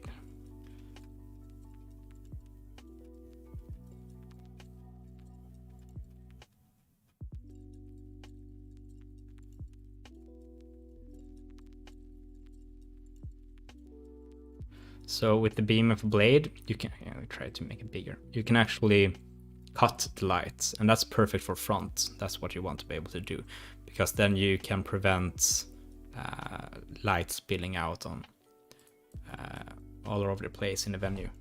So let's have some, this is a very expensive light, so it's probably not feasible in this kind of venue, to be honest. It's probably, you're probably gonna see some source 4 or some old lights in this kind of venue.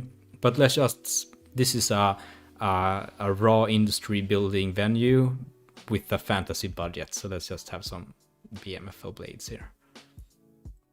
So maybe we have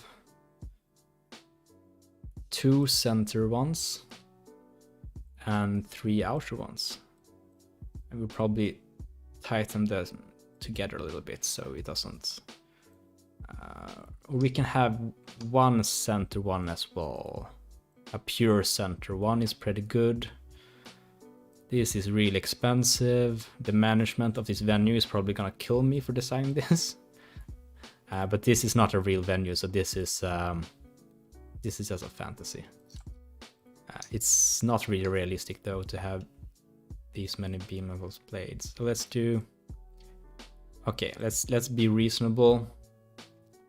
Let's have 2 outer ones on each side and have a 1 pure center, and then 1, so we have 3 center one and then 2 outer ones.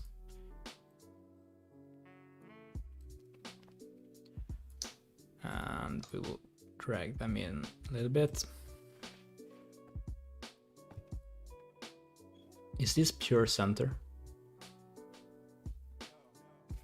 Yeah, we have done a really bad job centering things up, I feel like.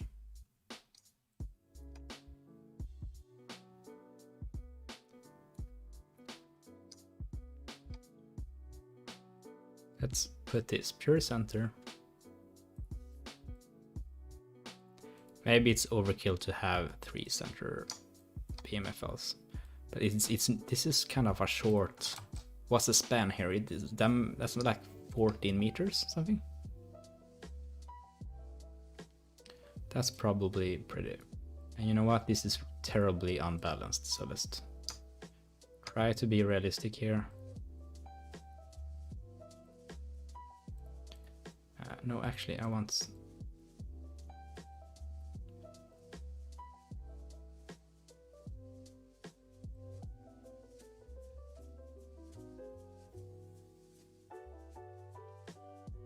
No, stupid.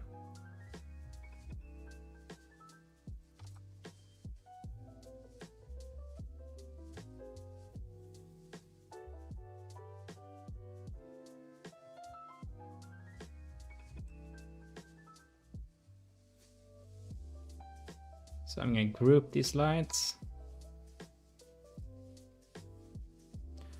Let's put some intensity on them and see how they look. Yep, that's probably enough front light for you. This at 50%. This is so unrealistic, but yeah, sure, why not? So the beautiful thing here is I can pull this spade down here, the framing shutter, and it's beautiful because instead of washing out the LED wall, you could actually cut that light. Like if you want to fill the entire stage, you can just cut it until the back wall.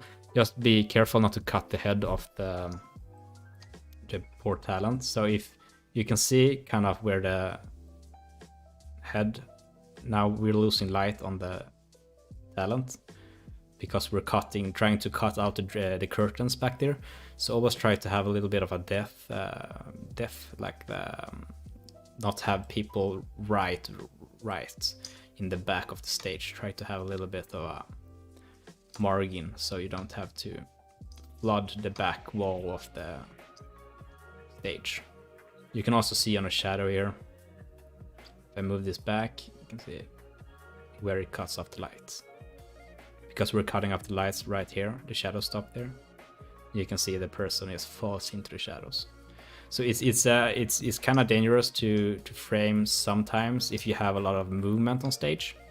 So if you have a lot of movement, it's not very good to cut aggressively with the lights. But it's definitely in theater mostly it is great because you can really cut. Now we're doing all the fixtures once. But just let's dim this down, and let's select this one. Let's break group. Let's do like a only center light. So in a center light here, you could use a zoom, but I prefer to, like if you have a center talent, let's do a center talent here. Yeah, so some singer or something, center talent with whatever they do. And you only want light on them. So you will cut, not so, the talent should be able to walk back and still be in light. But for the most part, try to cut out the background. Cut a little window of light. Maybe till the end of the stage. And then focus it out so it doesn't, so there's no so sharp edges. The sharp edges can itself be a pretty cool design, but I prefer to focus out the edges so it's not so sharp. We can actually do, let's zoom it in a bit, so we can cut there, and let's tilt it back a little bit. So yeah, you have a pocket of light. Now the talent is very limited here. They can only move probably nothing at all back and forth. So if you have a scene where the talent is spot on, doesn't move at all, but more realistically would be to leave a little bigger pocket of light. And probably wouldn't be that bright either. It would probably be pretty dim. But yeah, so framing shutters, great. This venue is amazing. If you have some touring guys, it's always nice to have moving lights with shutter frames. Very beautiful. So yeah, I thought we would come longer, but it takes time to explain stuff. So I think I've streamed for 2 hours soon. But we have like a foundation here. We got like the vibe of the venue is kind of an industrial raw venue with a balcony. We got some light trusses. We got 2 festival style light trusses with the alternating pattern within the light fixture types. So we got the spots, washes, spots, strobes, etc. Then we got a really boring basic LED wall behind. And then we can just kind of build from there. So we can have... actually, I'm gonna fix this curtain real quick. So you could have... I would probably... Okay, so most touring productions have their own side lights with them. So they would always have maybe a cart system with washes or pars. They just kind of drop on the side of the stage to create a side wash. But if we're gonna build a venue where in consideration that there will be touring productions coming in, you don't want to fill the stage area with lights. So we could actually hang some trusses right here that we could put some side lights on. So this wouldn't be financial either in this kind of venue. If this is a venue where productions come in with their own gear, it wouldn't make any point to have side trusses with side lights. But I kind of like side lights, so let's put them in. Let's do regular pro lights truss this time. We don't need 40 for that's kind of side light truss. So let's do rectangular.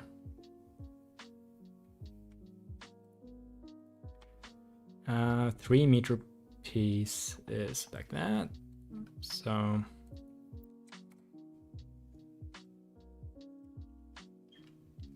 would 6 meters be weird? Maybe. No, not really. I'm not sure. We might want to be able to fill some side lighting like that.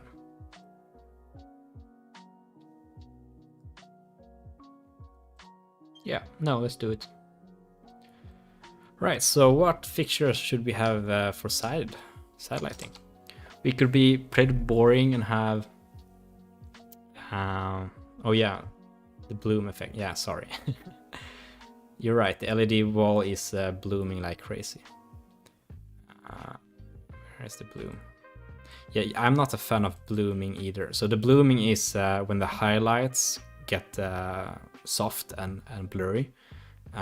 This is very cinematic, if you will, but it's not very pretty to look at. So yeah, sorry.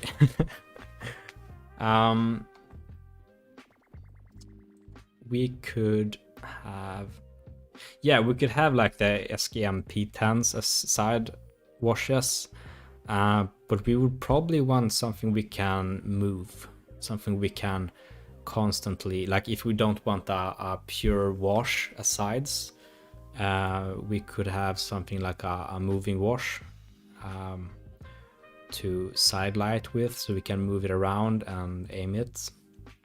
We could also have some spot fixtures, because spot fixtures can actually sometimes really wash out wide and get very soft on the edges. That can act like a kind of a wash light, but you could also get to add some textures or some definition. But I would probably just, yeah, we don't have an unlimited budget on this venue, so maybe we'll keep with the wash light. So we could have we have Martin Vipers, we have Martin Auras. So it would make sense, like in a real situation, if this venue would buy all this gear, they would probably want to buy from the same brand. So let's just be realistic here and say, okay, so something Martin makes would be desirable for this venue. So let's look what Martin has. Martin have in the washway, we have the RXBs that we use on the roof. That could be used as highlights for sure. What I'm thinking is probably if we would have, I would actually prefer to have something more interesting than an aura for, like we could have the quantum wash in the grid, the LX grid, and then have the RXBs as the sidelights. Because the quantum wash is a very eye candy. It's extremely bright for sure, but it's also it has some kind of eye candy looks that could created by the pixel addressability and stuff. But also what you need to consider, if this is a venue where touring production comes in, you don't want to have a mock quantum wash with the highest profile available that controls each cell and each pixel by themselves, because a lot of basic shows just want a regular wash fixture with a regular wash fixture profile to clone off. So not everyone have this kind of super advanced show files where you have pixel control on the washes. So having a quantum wash in the truss, sure, we could do that, but then we wouldn't be able to have this extreme pixel control to be safe for all show files. So yeah, no, maybe as a floor package we could have quantum wash. We could use, like David said in the chat, the Mac Viper wash and performance. Yeah, sure. But that's a pretty heavy and big lights though. Those are great on outdoor stages, but in something to consider here too is, and I haven't really done this with this rig, like all these Vipers and these BMF blades here in the front lights, the amount of servers or service these lights would need in a venue like this is crazy. Like, it's when you have shows in this kind of venue, like day after day, like you have so many shows and you always have haze running, and often in these kind of venues you want a really thin haze, so like a MGG, and that's often oil based. And what happens is the oil fluid in these haze machines, they bind with the dust in the air, and it gets really dusty in these venues because it collects a lot of people, and the ventilation just sucks everything out and around, and then dust is everywhere. So what happens is this oil fluid binds with the haze, or the oil in the haze, and it creates this gooey, like pretty thick layer, and that destroys fans. So, and everyone that works as a house guy in venues know this, that these gooey thing, you need to blow out your moving lights very often, and especially if it's not LED. Like if there's a discharge lamp that's get really hot, and you know that's gonna be problems. So maybe we're looking something like a LED wash would probably, like, yeah, we could probably use that, or maybe we would try to keep something with LED. That's easy to service. So yeah, you know what? Maybe a aura or something would probably be. A rush is like the Sheepman's aura, by the way. I have used the Rush MH6 wash. They're actually pretty decent. They're not as bright as an aura, of course, but they're pretty decent. Yeah, we have some sheep. Yeah, so it's kind of fun to look at, go through these fixture libraries in like Capture and whatnot, and just kind of look like the products offering of each brand, because sometimes you forget that Martin makes these kind of lights. Like, these are pretty old big lights, exterior industry design lights. It's kind of cool to just go and have a look at what products are in the production or the product park of each brand.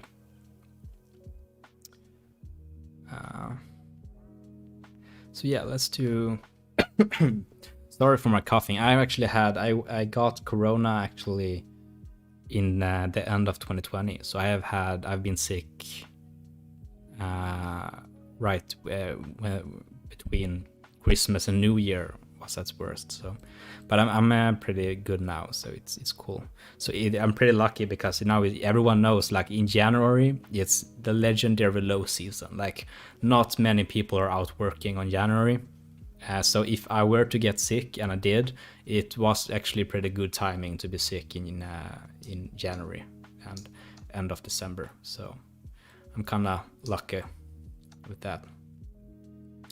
So yeah, let's put some. Actually, I want to begin with this, having this truss on this side.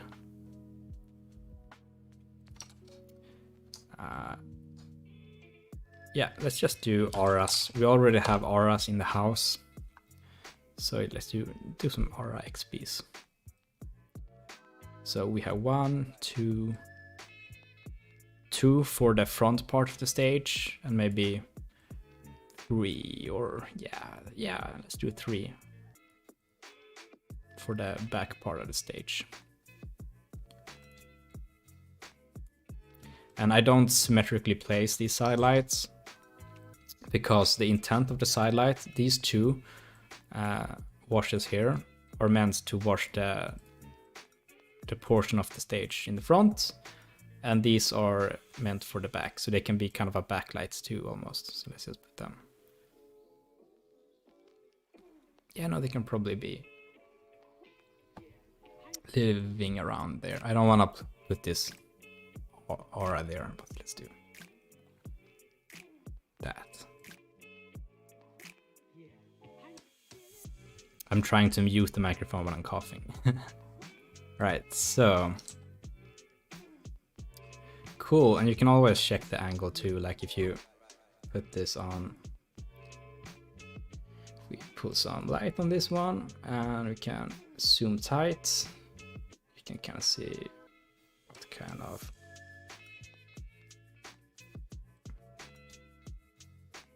so I probably want to have it gets more of a backlight if it's a really front heavy show. So I would probably want to move this entire truss a bit forward. So maybe around here. Let's group this truss.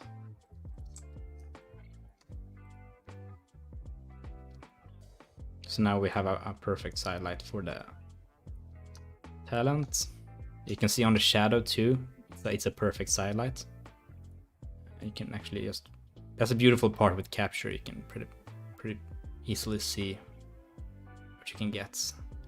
Normally it wouldn't be this tight though. It would probably be washed out about half. Maybe pull it in a bit.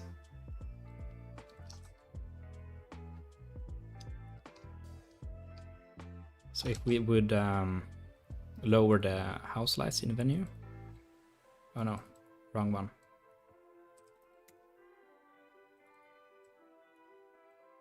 You can see the side light there doing its thing.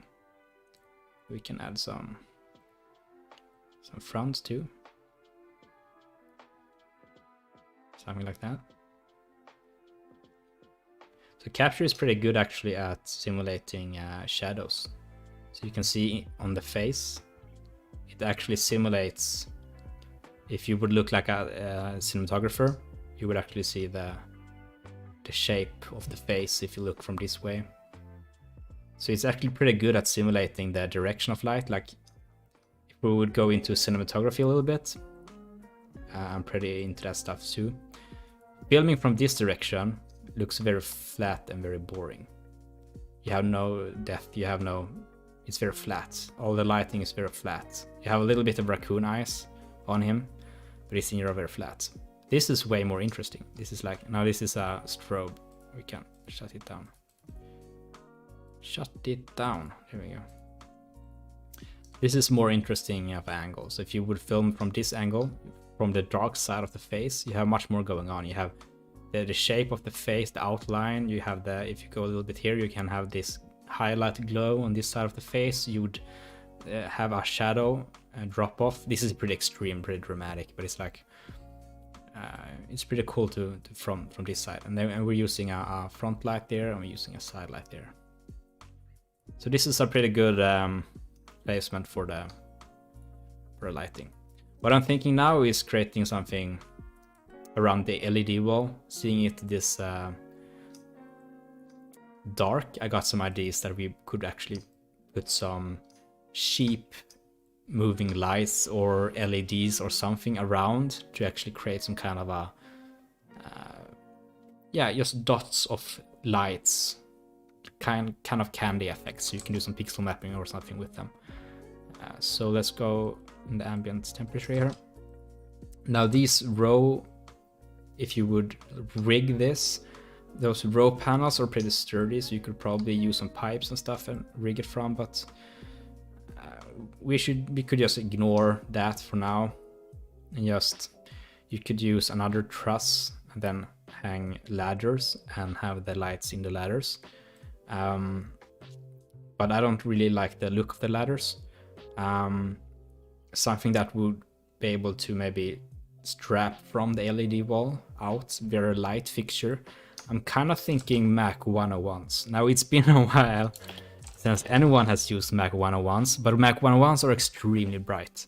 I mean, they are very fixed, so they don't zoom in and out, but Mac 101s are extremely bright. I mean, I've had them myself, and they are seriously bright. I remember doing shows in concert halls, and I had a floor package with Mac 101s, and audience members just being struck by that light that blinded them instantly, and that was like 50, 60, 70 meters away. So you need to be careful about that. But for EDM stuff, Mac 101s is extremely bright, and I think we could actually be pretty cool to have a bunch of Mac 101s kind of hanging. We could actually start with no, let's be consistent here. We don't want to start from the truss. We just want to, let's just imagine that we have a pipe coming out from the LED wall. Like, you need to remember, LED walls, or at least good ones, are built to hang huge LED walls. So they need to be able to be so structural that they can take the weight of 15 meters below them of LED walls. So it's not unreasonable to be able to stick some sticks or pipes. This is not recommended. I'm not a rigger, so this is probably maybe not recommended. But it wouldn't be impossible to do an easy pipe out from the LED wall and have these very light. This doesn't weigh any much at all. So at least if we doesn't go crazy with the amount of these, I think we should be fine. So I think we could do, maybe not that tight. Maybe we could do, what's reasonable here? Maybe 6 of them. So we should probably have more distance between them. As we have 6 right now.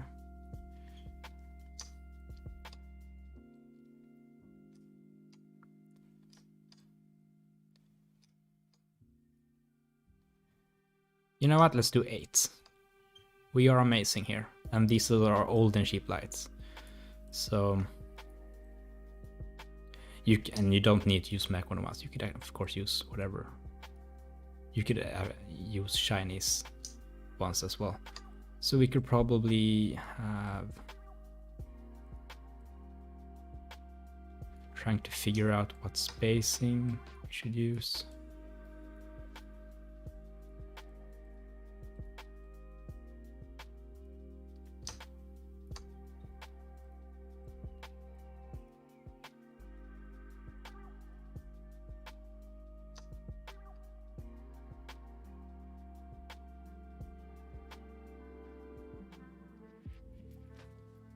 Let's start from the bottom here. So we have one near the end.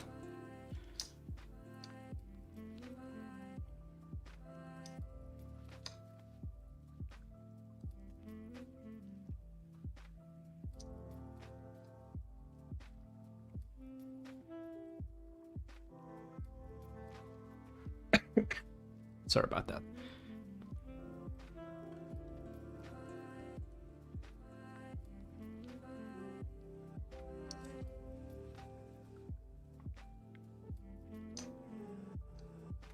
You could probably use some tool to get these more realistically. Yeah. Let's see if we can select them from the top. Group these guys. And let's just see how they look with some light on. Now one downside with the 101s is the color is not great on them. They have like this, it's a RGB, not even white light, so you won't get pure white from them. That sucks. So you're pretty stuck with having just solid R or G, green or blue. You won't be color mixing a bunch with these lights, but they are pretty good when with slides. Just try to keep it solid colors.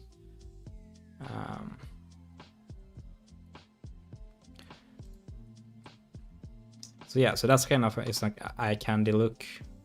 Spacing is way off on these. This one needs to go up a bit.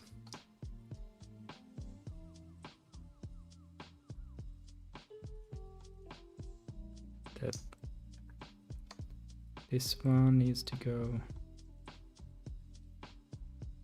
down a fair bit, or we can go up here.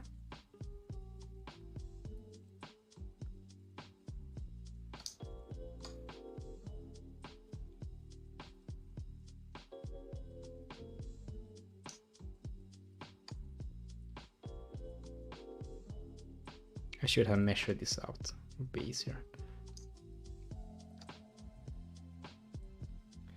Well, at least the best part is we can just copy this side over if we get it somewhat usable.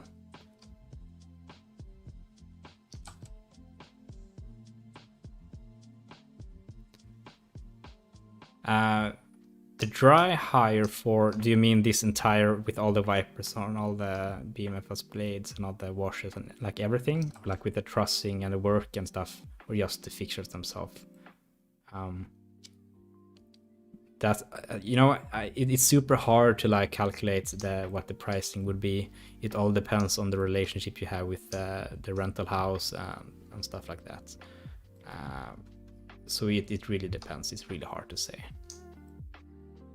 But the way I'm drawing this is kind of like, this is supposed to be like a sort of venue where I can just do time-coded shows or something and simulate a load-in with a floor package.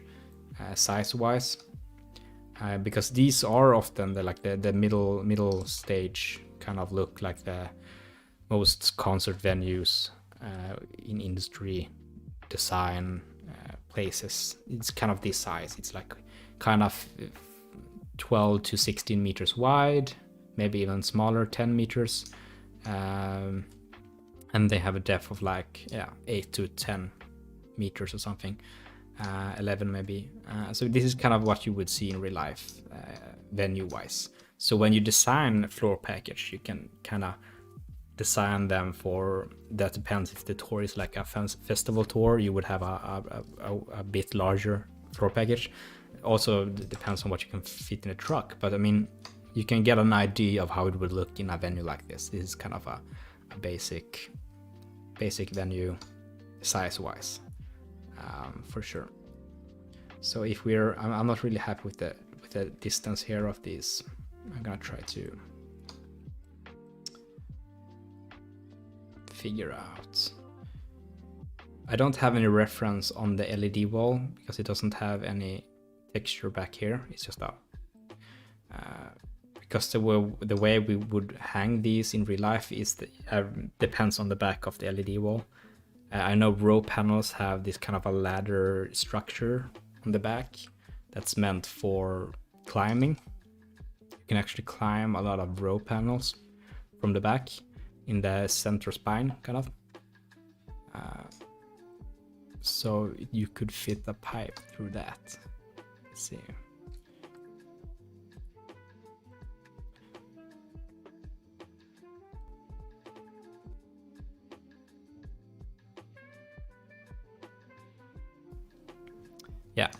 Yes, just copy this. See if it's any distance that's remarkably off. I guess it's okay. I'm gonna go from the top. It's more easier to select all the fixtures downwards from a top position. So I would group these guys, and I would just kind of move them over to the other side of the LED wall. I don't want to hang it from the truss, so I'm gonna put it kind of like there. And it should look identical on the other side. Let's group all of these guys. So we have one solid, and we can go and let's go to 0 degrees. Also, this would look pretty cool with the haze in there as well.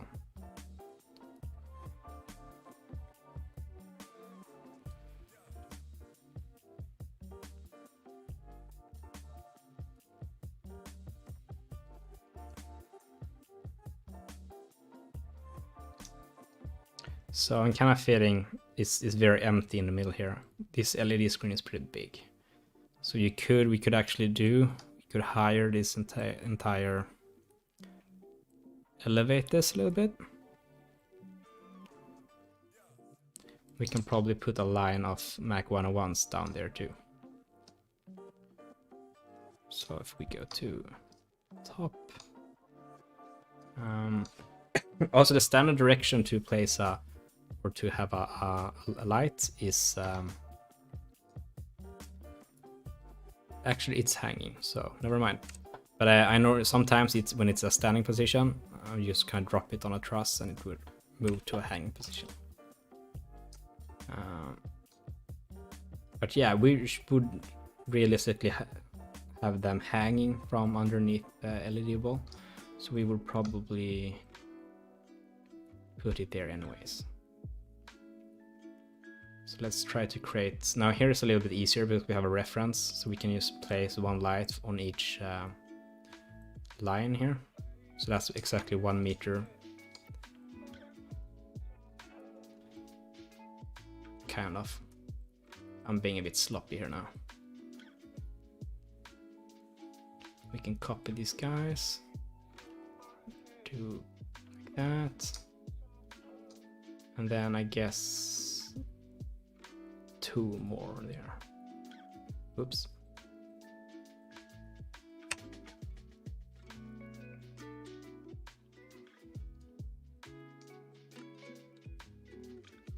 Maybe 1 more.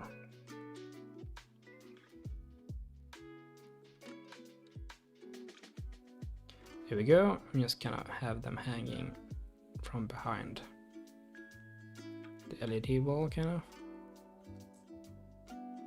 Let's group these guys together with these guys.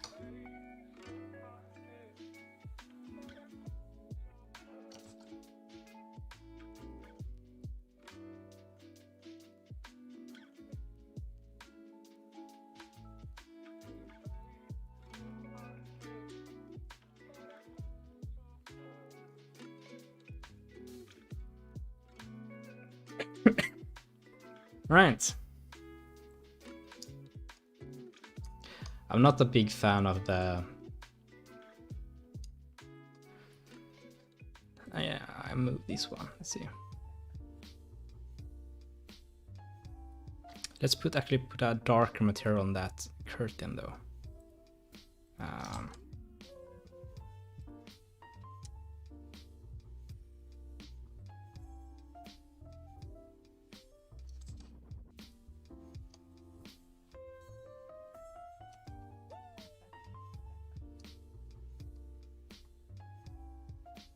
Is this centered?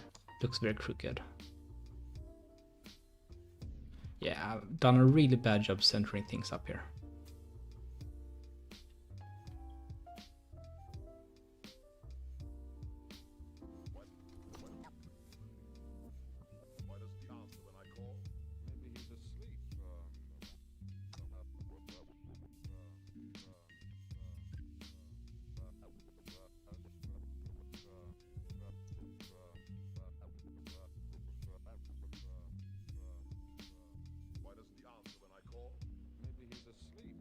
Maybe it's just maybe it just looks that way.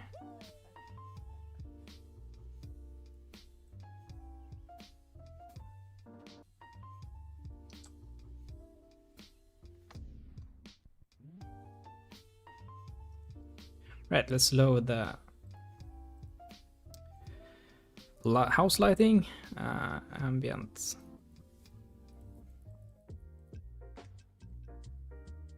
Right. So, did I lose the button washers now? What? Oh yeah, there. The curtain is blocking their view. Let's move that back. Or actually, we should actually move this entire truss forward with the LED wall.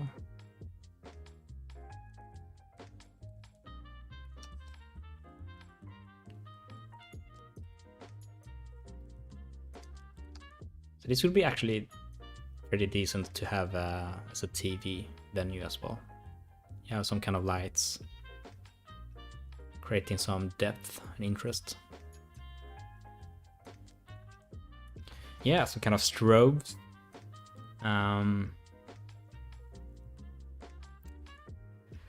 Yeah, we could add some. We would probably want to be able to do a ton of weight from this video ball here. I think strobes would be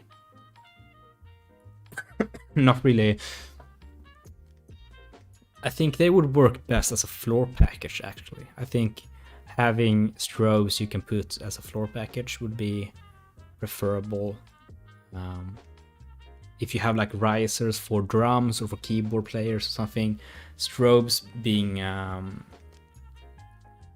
I think I would have that as a floor package instead. Blinders, I have not put in blinders in. We could actually have, I do want to have blinders as actually we could have some kind of truss for the camera hang, just kind of to have blinders on them. And I would probably have in this venue four lights. 4 light blinders. The lights around the screen are the old Mac 101s. So these are very old. The color mixing is pretty bad on them. It's RGB and not even white, not some fancy other mixing, and they don't really mix color very well, but they are extremely bright. They don't zoom either, so you are stuck with one. You can have lenses though. You can put lenses on the Mac 101s that changes the diffusion or the spread of the fixture, but they are very tight. So if we would add, let's see how it looks when we add some haze in the air here. So we go to library and we go into built-in, and we should have smoke. Now this is very heavy fog. I don't really, it looks creepy, but yeah, I don't really like that look. Let's change the size of this. So we want at least 30 meters coverage, about 40 meters depth. Let's do 20 high. Let's oversize this thing and just put it in like that. We have really good coverage here.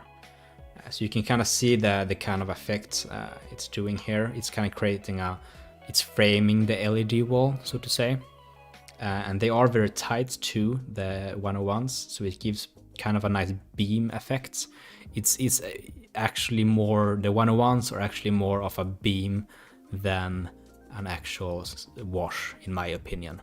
I wouldn't use Mac 101s to wash a stage from on top. That would be very, that wouldn't be effective at all. But they are super bright to have like as this type of configuration.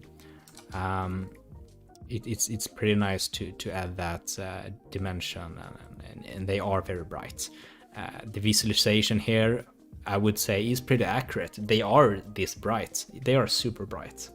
And it's kind of impressive having that old of a, and also it's pretty cheap. I mean, you can get some used 101s for not a lot of money. So and that often means that you can have more of these guys spread out. So if you would have like another newer light framing this LED wall, you would have maybe 4 or 5 tops around. But having the amounts is pretty important too. You can create some incredible chases here. Like imagine having going from the middle out, or bounce back and forth or something like that. It would be pretty cool. And also if you have risers and stuff on the stage, this would create a pretty nice backlight for the risers. So if you tilt these up a little bit, you have this kind of a bottom heavy wash on risers and stuff, and that's very cool effect too. We could actually do put some risers into this design, this stage design, and kind of have some risers going, so I can show you how it looks like. Let's just, the haze is very heavy, so let's do density. I would probably pull this down to maybe 2%, maybe 3%. I don't really like when it's a super dense haze. It's kind of dense still. It's pretty thick. It's a thick haze. But if we take some of these backlights here, it's a Viper. I like Vipers, they're great. Yeah, so you kind of see, sorry for me coughing. The haze I would probably increase a little bit. Actually, let's turn off the LED wall so we can see a little bit better. Let's do delete this. Oh no, I deleted it. Sorry, I'm stupid. There we go. So yeah, no, I would probably increase this a little bit. So let's do 5% maybe. So we kind of get this beam light from the top as well. Let's see if we have this one. Yeah, so you can kind of use the, have a kind of a lead here. So let me know if I should do a part 2 where I actually patch this and implement this in my show file and create some cool looks with it. That is the ultimate plan for the show file, is actually to use it as a programming show file. So I could have some kind of a realistic view on how the programming looks in real venues.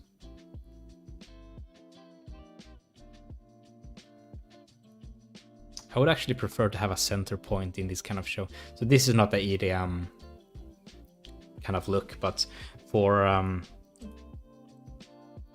let's do, yeah, yes. So you have kind of a backlight too. So this is something you need to consider when you're doing TV lighting or movie lighting. Like you have the 3 points of lights. So we have key lights on as this BMFL up here, doing this kind of pocket for him. Or did I turn that off? Maybe I did. But then we have the side lights, the aura from the side, and we have the backlights. Then we have kind of practical lights here. These are very intense though. Realistically, you would have them they are at full dimmer now, I think. Realistically, you wouldn't have them at full, so. Just because a light can go to 100% doesn't mean it should. Especially when you're doing broadcast lighting, like for, let's just get over this for a while, because the human eye has incredible dynamic range. Like the dynamic range is how bright something can be and how dark something can be, and you still see detail in it. Like the human eye adjusts this very well and it can see huge. So when you do lighting and you kind of do it by eye, if you don't have a super trained eye for it, you more or less than not you would have extreme differences between the dark and the bright. Like you have and the cameras just can't take that many steps of light in their dynamic range. Like, especially not broadcast cameras. Cinema cameras do have, like, with the post-production on all the things, they have like 14 stops of dynamic range. But the broadcast cameras are pretty limited to the Rec 709 standard broadcast environment, and that's like 7 stops. So from the middle, you can have 3 stops of brightness and 3 stops of darkness, and that's it. So you need so often when you do broadcast lighting or TV lighting, you would have a program or a multi-view screen sitting besides you as the lighting operator, and you would be able to dial in and see what the cameras see in terms of exposure.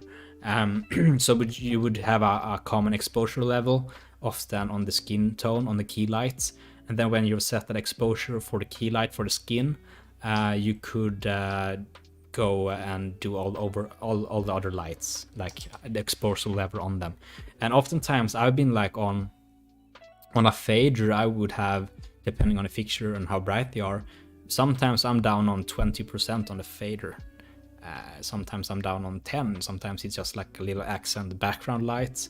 I've seen this a ton, like when you use blinders for broadcast environments, they would have, it's so easy to lose this glow of a blinder that's very pretty to look at in TV and broadcast and film, but you kind of lose that because it just clips and it gets highlighted because it's too bright. Like a blinder on a broadcast environment or a production should be like at 3% or even that. It's like really dim so you can see that glow of the lamp inside. So that's just kind of a idea how you light for TV and broadcast. And I can see this venue actually working pretty well. Like imagine some slider dolly movements like here on the ditch. Actually, it's pretty cool because in Capture you can actually simulate, if you go to gamma view here, the field of view. So if you can actually go in super wide, and you can actually go into kind of a telephoto look, and you can kind of see if this would be a TV shot, if this would be a center on, you wouldn't see any lights. So a better position for the lights would be straight behind if it would be that kind of look. But you can go from the side. Oh crap, it's very hard to navigate with this field of view.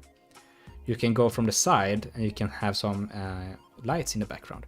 So you can kind of play around with different focal lengths in Capture and kind of simulate for filming or for TV where the lights, like this, if you got on eye level here, this is a pretty nice placement in terms of like a side angle.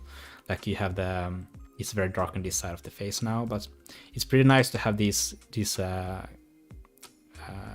Mac 101s because they're in frame, and with them being a little slightly out of focus, it looks even prettier. So it's pretty cool to be able to see different focal lengths in Capture and be able to simulate that. It's a very powerful tool for broadcast and TV work as well. So that's pretty cool. You can actually change the white balance too. That's pretty cool. So you can have, if you're white balancing for, if the key lights is source force, for example, you would have a white balance of something like 3200, maybe 4000 if it's if you want that kind of warmer look. But you see how much the color changes in the lights. The white balance, and that's also something to think about when you're doing TV or filming lighting. Like the white balance of the cameras make a huge difference. So when if you want neutral colors, 4500 is a good white balance to be at in the cameras. Capture default is daylight, or even more than daylight. It's actually 6500 Kelvin. It's pretty cold, so it's but yeah, so white balance makes a huge difference. Yeah, so let's see. You can actually change the exposure as well. That's pretty cool. so you can simulate exposure levels as well. Yeah, no, I like exposure, or I like capture. I'm just rambling at this point. All right, so what should we do? We should maybe find some.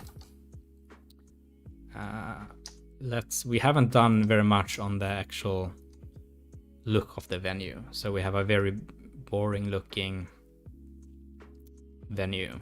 So we could add the pillars, we could add some walls eventually, some roofs, some lighting for the environment as well. But I feel that's possibly a part 2 to this, maybe. We could also do like a live band setup, so we can see if we can download some some assets to put on stage. We could possibly yeah, let's do that. Let's go some oh yeah, Citrus.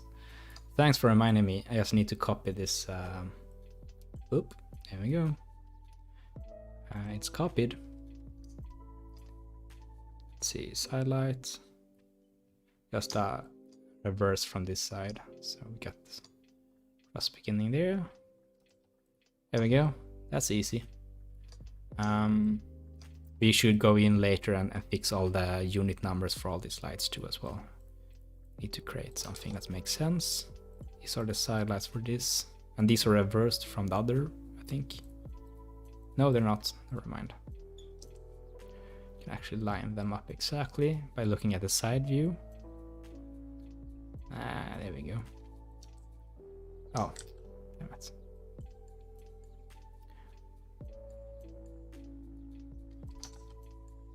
Did I just press back? Right, there we go. Right, so let's put a band on stage. We want some stage decks, so let's go into objects, stages. Sorry, stage deck. We probably want to build a drum riser, so let's go into and rotate this. Should we do like a V-shaped drum riser, or should we just do a flat riser? You know what? I've actually done this before. I've done a pretty interesting design on the riser. I think you could do that. We could do. I think I did something like this. So let's just try to build it out and see how it looks. I think I did. Yeah, so I did. Because maybe we want a drummer, we want a keyboard player, something. And I would have, yeah, this is what I did. Okay, so I think maybe 2 by 2 meters, a little bit small for some. But I want to try to avoid doing some special stage deck sizes. But you could do,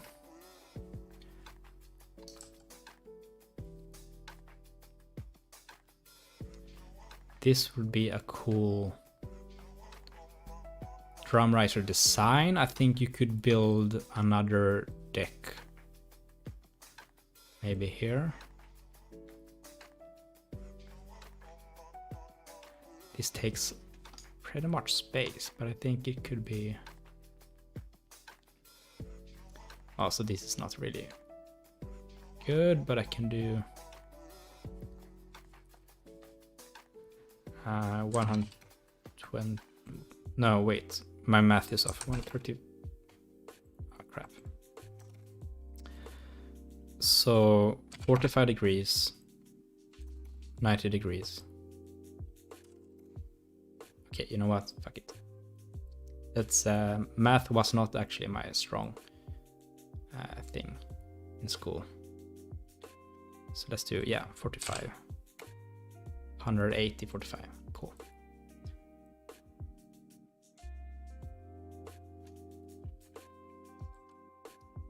Right, and then maybe we would have. This is pretty high. This is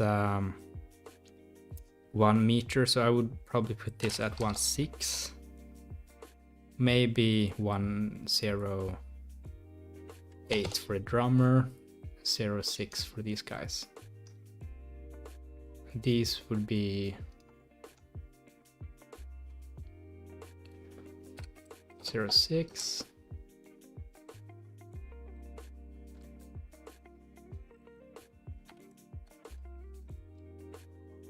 Wait, what did I do with this one? 0.8, yeah.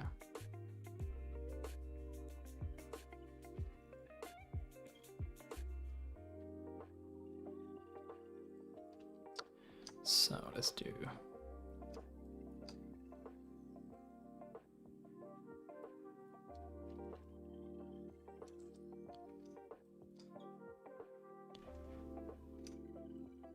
maybe the drummer needs more space, that's why I'm putting this on the higher level.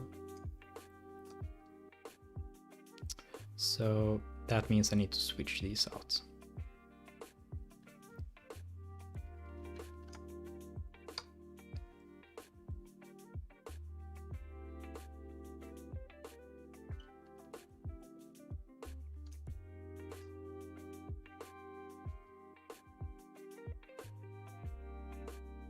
Whoops.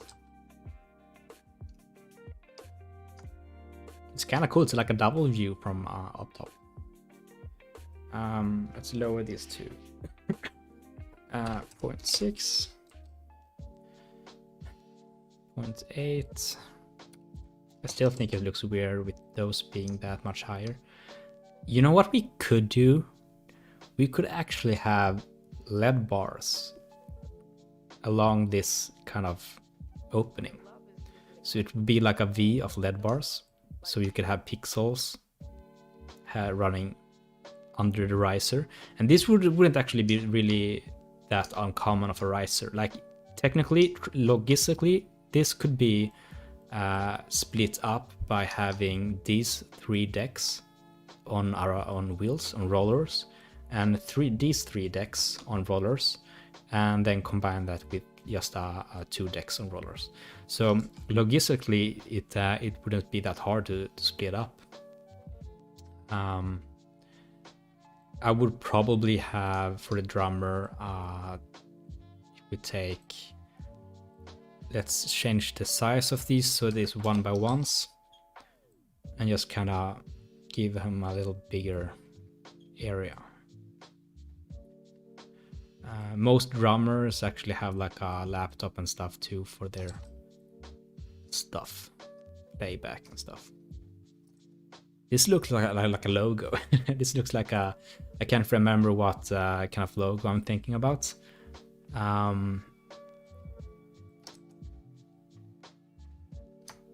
Yeah.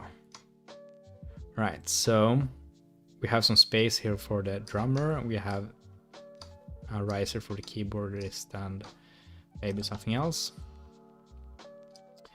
We should group these guys, or actually I'm gonna move them forward a bit because they're pretty tight against the back. Probably I would actually lower these guys as well a little bit. I would actually probably have this drum riser section at 60.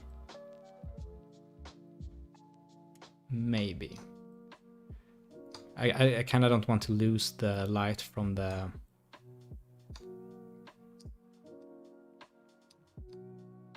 But at the same time, you want the riser to be a little bit high. I think we're good for now. We could probably just kind of pull this down a little bit under the stage. This is like 3D sheeting. So... There we go. You can actually we could actually split this out as well. So if there's a larger stage, it breaks the design a little bit. Yeah, it just looks like good. It looks kind of tight. In general, pretty tight feel down like that. Yeah. Right, but let's make them black. This doesn't look good at all. So let's do stage deck. Let's put them in the dark gray, not completely black, but at least dark gray. And let's group these guys. and put we got the support, that's the legs and the sideboard. So we can actually do, if we go to, I'm gonna switch to Chrome, and we go to ProLight Stage Deck Texture. Let's see if we can find some actual texture of ProLight stage decks. ProLight stage decks are most common in Europe. I don't think the US has. I don't think they have a lot of. They're not well known in the US market. ProLight is, however, pretty big in Northern Europe. Let's see if I remember having find stage decks texture.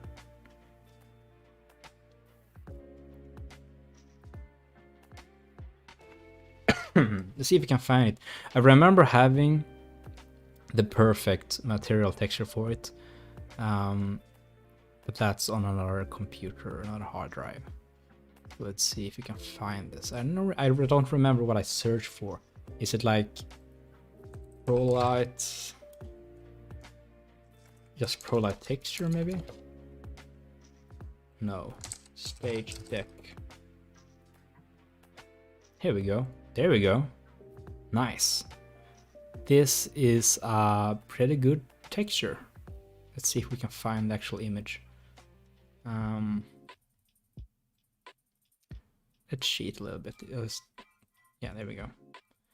Let's save that under... That's a meme, by the way. Pretty funny. Let's go to assets. Stage deck. Texture. Let's go back to capture this time. Yeah, I know the webcam died. I used my EOS R as a webcam. The problem is I don't have the adapter for the wall power to be able to stage the. So it actually ran out of battery. I changed the battery twice, but then I just kind of give up. I don't think I have a third battery. You know what? I'll be right back. I think I have one.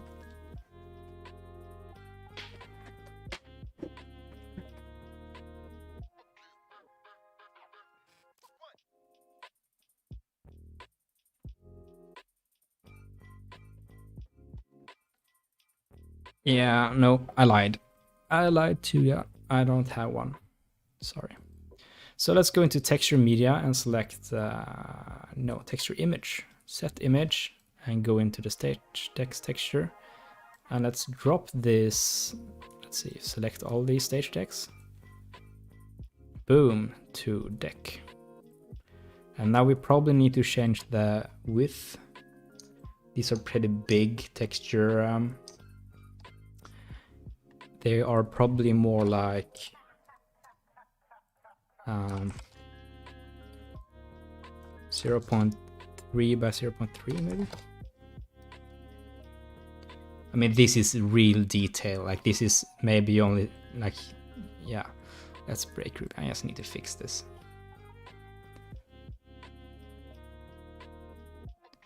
These are some extreme details. With the fabric on the decks, but I mean, these are the things that makes it look good. These are the devils in the details, and these are like the texture, having textures and stuff. It just makes it look better. So we could probably, I do wish I had a 2020 license for capture. That would be awesome because we could have a reflective floor. But what we could do is we could actually just make a stage floor material. We can just try to make it a little bit, see if we can kind of give it a little bit of a, see if we can get it to reflect something by maybe I haven't really done this.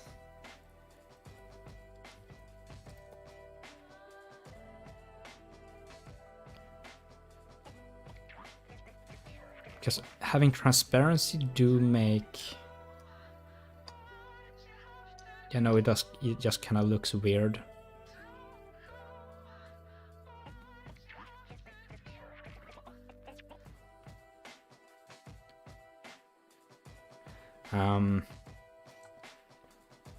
All right. Yeah, no, I don't have Capture 2020, so I don't have. It sucks. Reflective floor would look so, or the stage being reflective would look so good. Actually, these, we could actually do the stage barrier ones. We could have a little bit of a transparency for that one.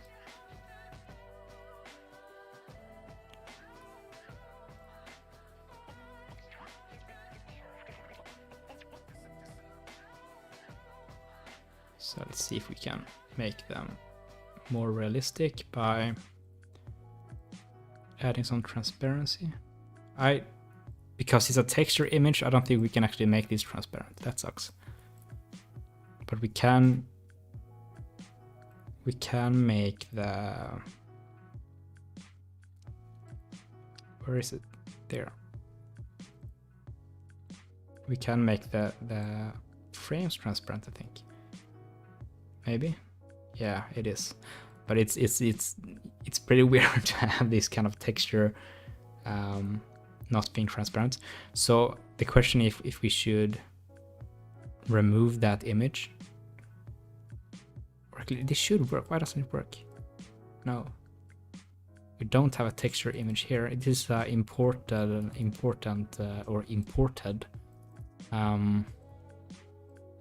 from SketchUp library. So yeah, but we could do, actually let's do, these are pretty big, these textures. Does anything happen? Have I switched out? Is this the wrong inner stage barrier?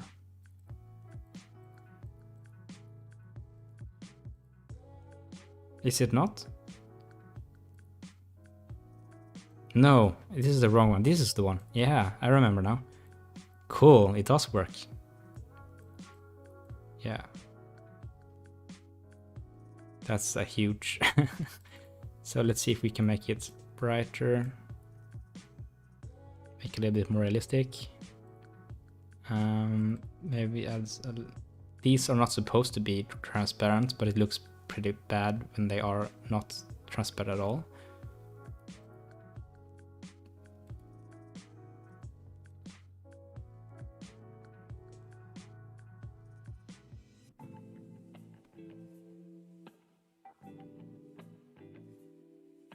Yeah, it's just on or off pretty much. It's kind of like a, right, let's try to,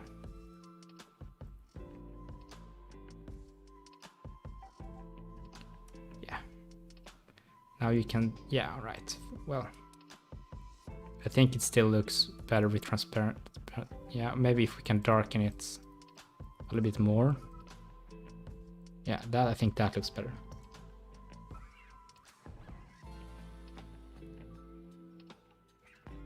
Right. So let's find some people we can put on these things. So let's go into Chrome. There we go. I think that's the window. And let's go find on 3D Warehouse. Let's go keyboard player. Right, not many of those around on. Oh yeah, of course. Keys. Of course. What should you? Maybe if we saw the musician. See if we can find some good textures for. Got this one. This is kind of Not sure if that texture is included in that. Let's see, we have a drummer. There we go, here's the one. We have a drum kit.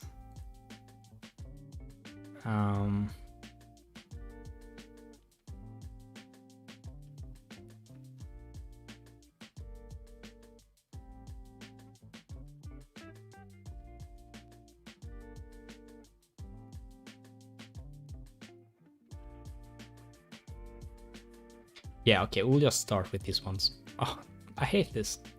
Come on. Did I really not? Can't you? I want to. There we go. Right. Really? I hate this. Okay, there we go. So you can't use the image. You need to pull that. That's good to know. Right, let's download this 2017. And let's download the drum kit 2017. Can drag this into our assets folder.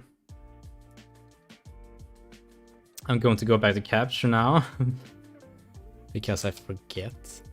Let's import model. Let's go to the drum kit first. Continue. I think that's a pretty decent scale, yeah. Right. Place here, and don't forget to group this one because it probably has a lot of different elements.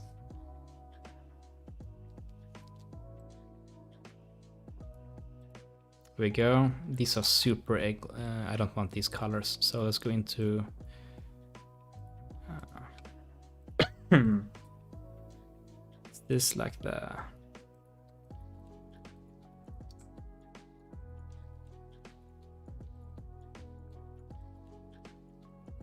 it's like the inner rings, kind of. We can just do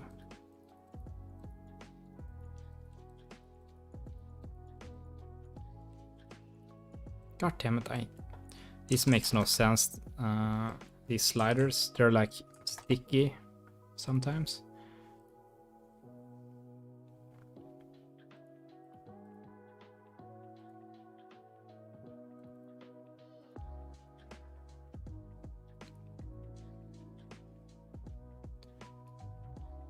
So let's do kind of a gray symbols.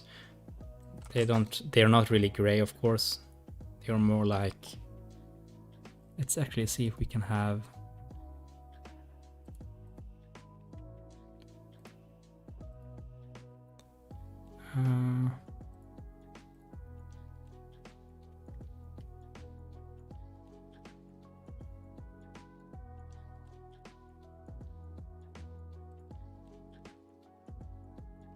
it just stands out too much. Maybe beige. I mean, in the end, it doesn't really matter. It's just symbols. You don't really focus on the design of the symbols, I guess, but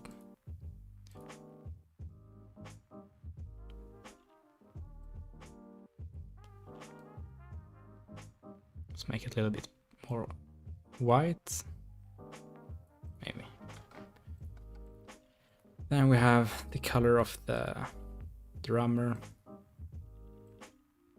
I think it is. Oh no, redo. Damn it.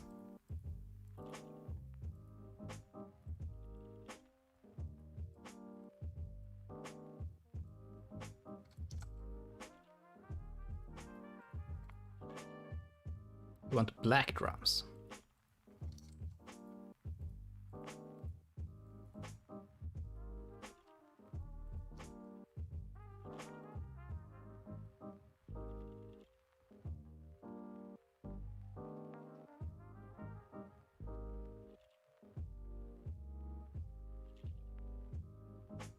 Actually, we could probably just remove this entire model. If we break the group, there we go, and let's try to group this again. So let's go into the top down and let's select all, and then we can deselect the stage decks. And we should be left with the drum kit. Cool. So let's import the keyboard. Continue. Sweet stuff.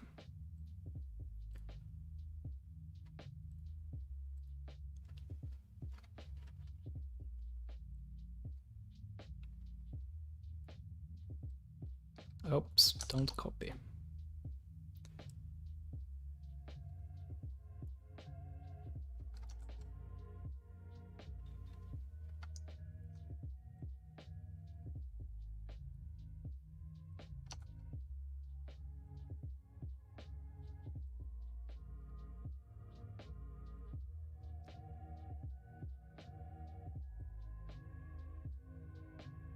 All these materials can get pretty messy because each time you import, they include the materials sometimes.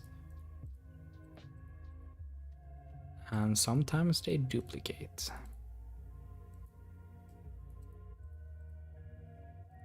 So what was it? It was the almost wood. There we go. Wood grain lights. Duplicate. Remove image.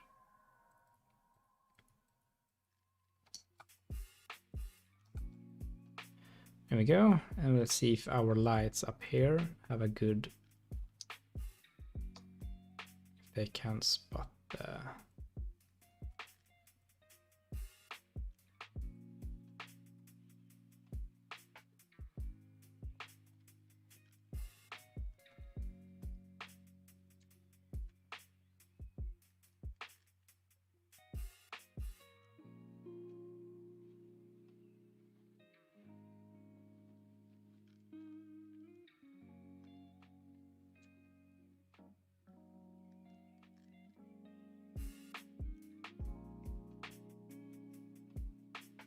Yeah. Then we don't have anything on a drummer though, because these are.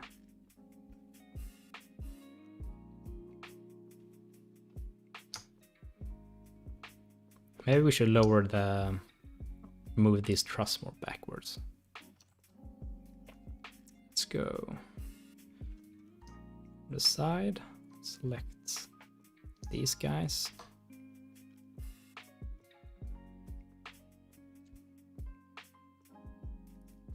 Move them back.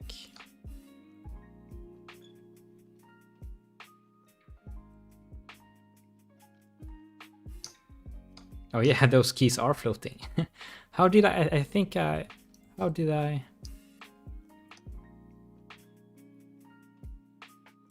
Oh yeah, that's the on the drum riser. These are the keyboard riser. That makes sense.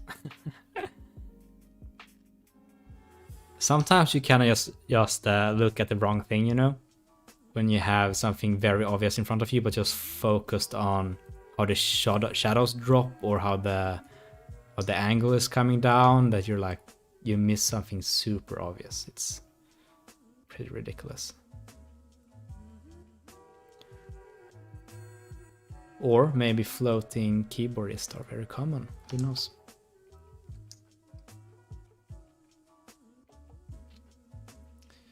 So yeah.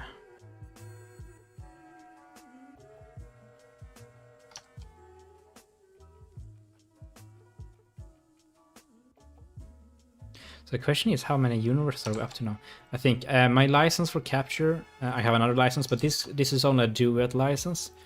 And I don't think we could fit everything here on 2 universes. That's a stretch. Yeah. No, we have just the Mac 101s are probably a universe for themselves. And if I would have split up all of these, I would probably put each truss on its own universe. So I would have 1 universe for this truss, 1 universe for this truss, and 1 universe for the front. And also when designing venues, it's pretty important to split up too. One, it's easier on the distribution, but also if the venue wants to add lights in the future, it should be easy to just add it on a universe. You don't want to have to redo plots, or like in the long term, if you have had a bunch of productions for years coming to your venue, and they already have a show file that's ready for your venue. You don't want to show up every year when you buy new lights and yeah, we had to repatch the entire thing because we added 4 more lights on a universe or a truss and the universe was full. So when I design stuff like this, I often do like a universe for the floor package, a universe for the like this stuff, like the all the washes here is entirely own universe, and also the each truss. I can't speak English. Yeah, so each truss. I really can't pronounce it correctly. Truss.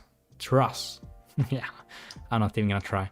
So yeah, each should have its own universe, and that would be good because then you can just add lights later and not have to deal with having to make space or anything. And also the distribution is of course easier because you could have a distribution node and then pull up 2 lines for the same universe, so you could actually feed from both ways if you want to, or you can have a backup running for different fixture types. So it's pretty common on larger rigs to have a distribution DMX line go to only the washes, and then another distribution line, it's the same universe still, but another physical line for all the spots, and one more for all the atomic LEDs, for example, in this case.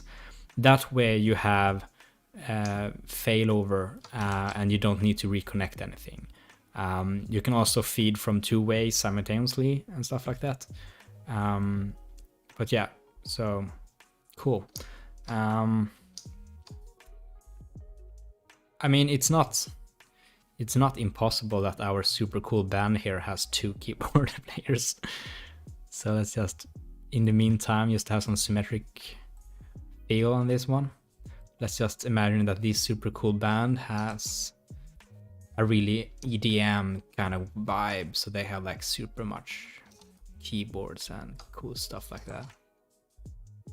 Yeah, actually, good suggestion. I should make these trusses black. So let's add a truss. Or yeah, at least darker. You are absolutely correct. Black trusses looks way better. I should actually try to group these guys.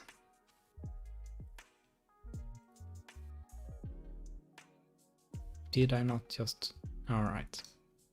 Let's just select them.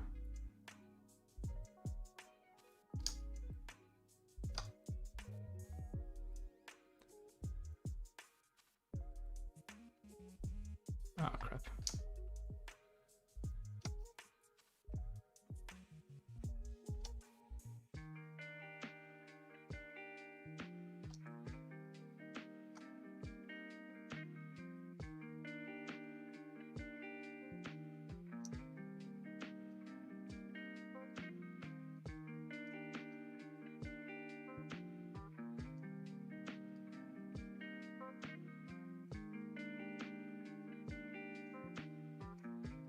Sweet. Yeah, it looks a little bit better.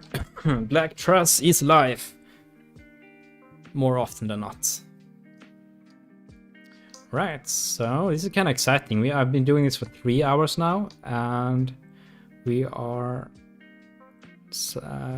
come some way. There are still a lot of things. I kind of want to build pretty much upon this. I want to have a really photorealistic almost look when you're looking out to the audience.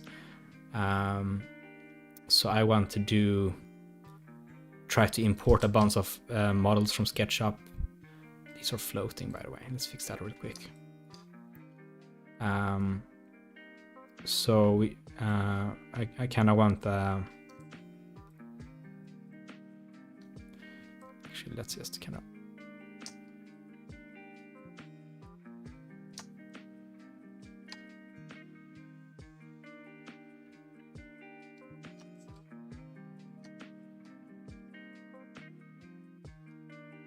yes, I want to have like almost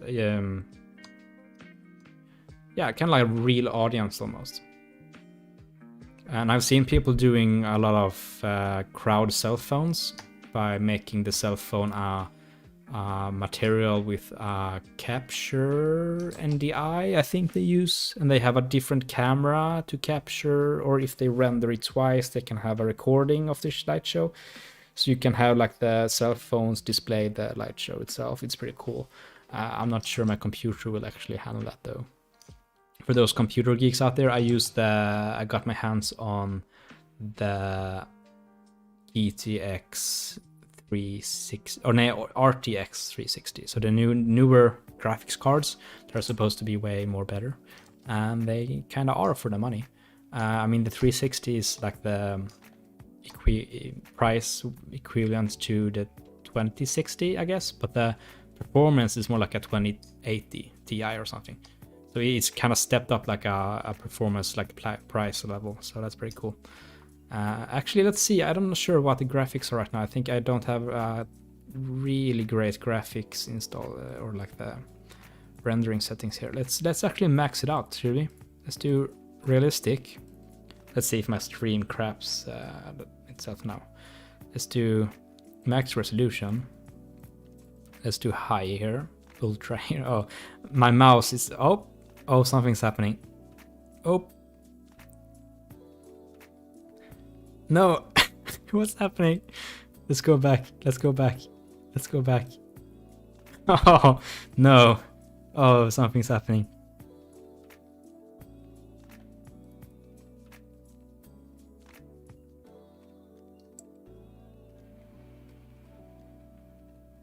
Shit.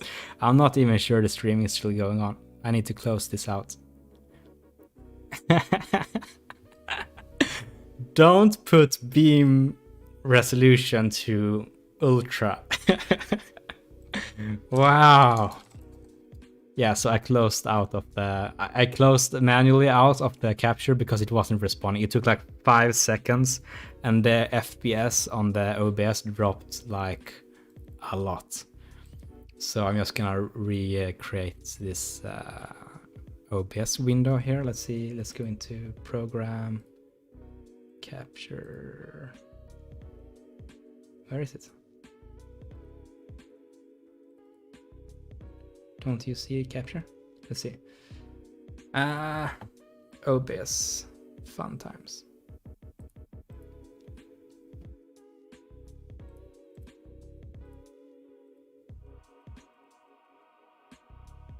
Yeah, I saved it. I saved it. So let's do the keyboard shortcut worked for saving. So just press Ctrl S and but I don't see. Why can't I get it to display capture? Is it kind of broken? Okay, let's try to do this. Render settings. Low. Let's see if it works now. I broke stuff. I always do this. Capture method. What does this mean? Right, so I broke something, of course. But I have been streaming for 3 hours and I've only messed up twice by not changing the OBS scene. So I would probably call myself a pro streamer at this point. Yeah. God. Okay, let's create a new scene here. Let's do this capture, and let's go into let's do window capture. Or does anyone know how to actually do? I think I should do window capture here. Wow, this is weird. Do I need to restart OBS for it to see the window? No, it shouldn't have to be. I don't. Maybe. Let's reopen the program again. See if it finds it.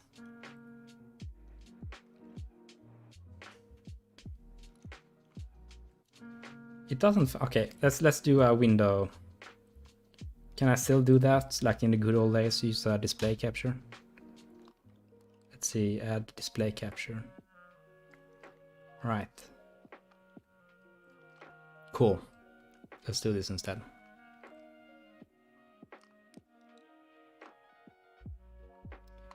I should try to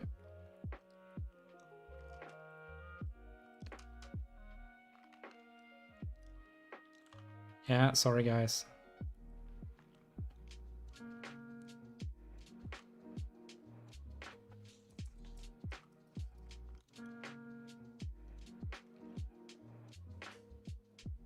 Right, so that went horribly wrong, trying to change the rendering settings. Let's try to make our lighting here a little bit more prettier again. So we were like, I think we were at like it's a bluish. Let's tilt these guys up. Oh, I still have the quality setting on high. Hold on, I don't. Oh, god damn it! I'm breaking stuff again. Hold on. Let's not. Let's just go automatic, please. Wow. Right. Okay, medium at least. So I was just bragging about having a new graphics card.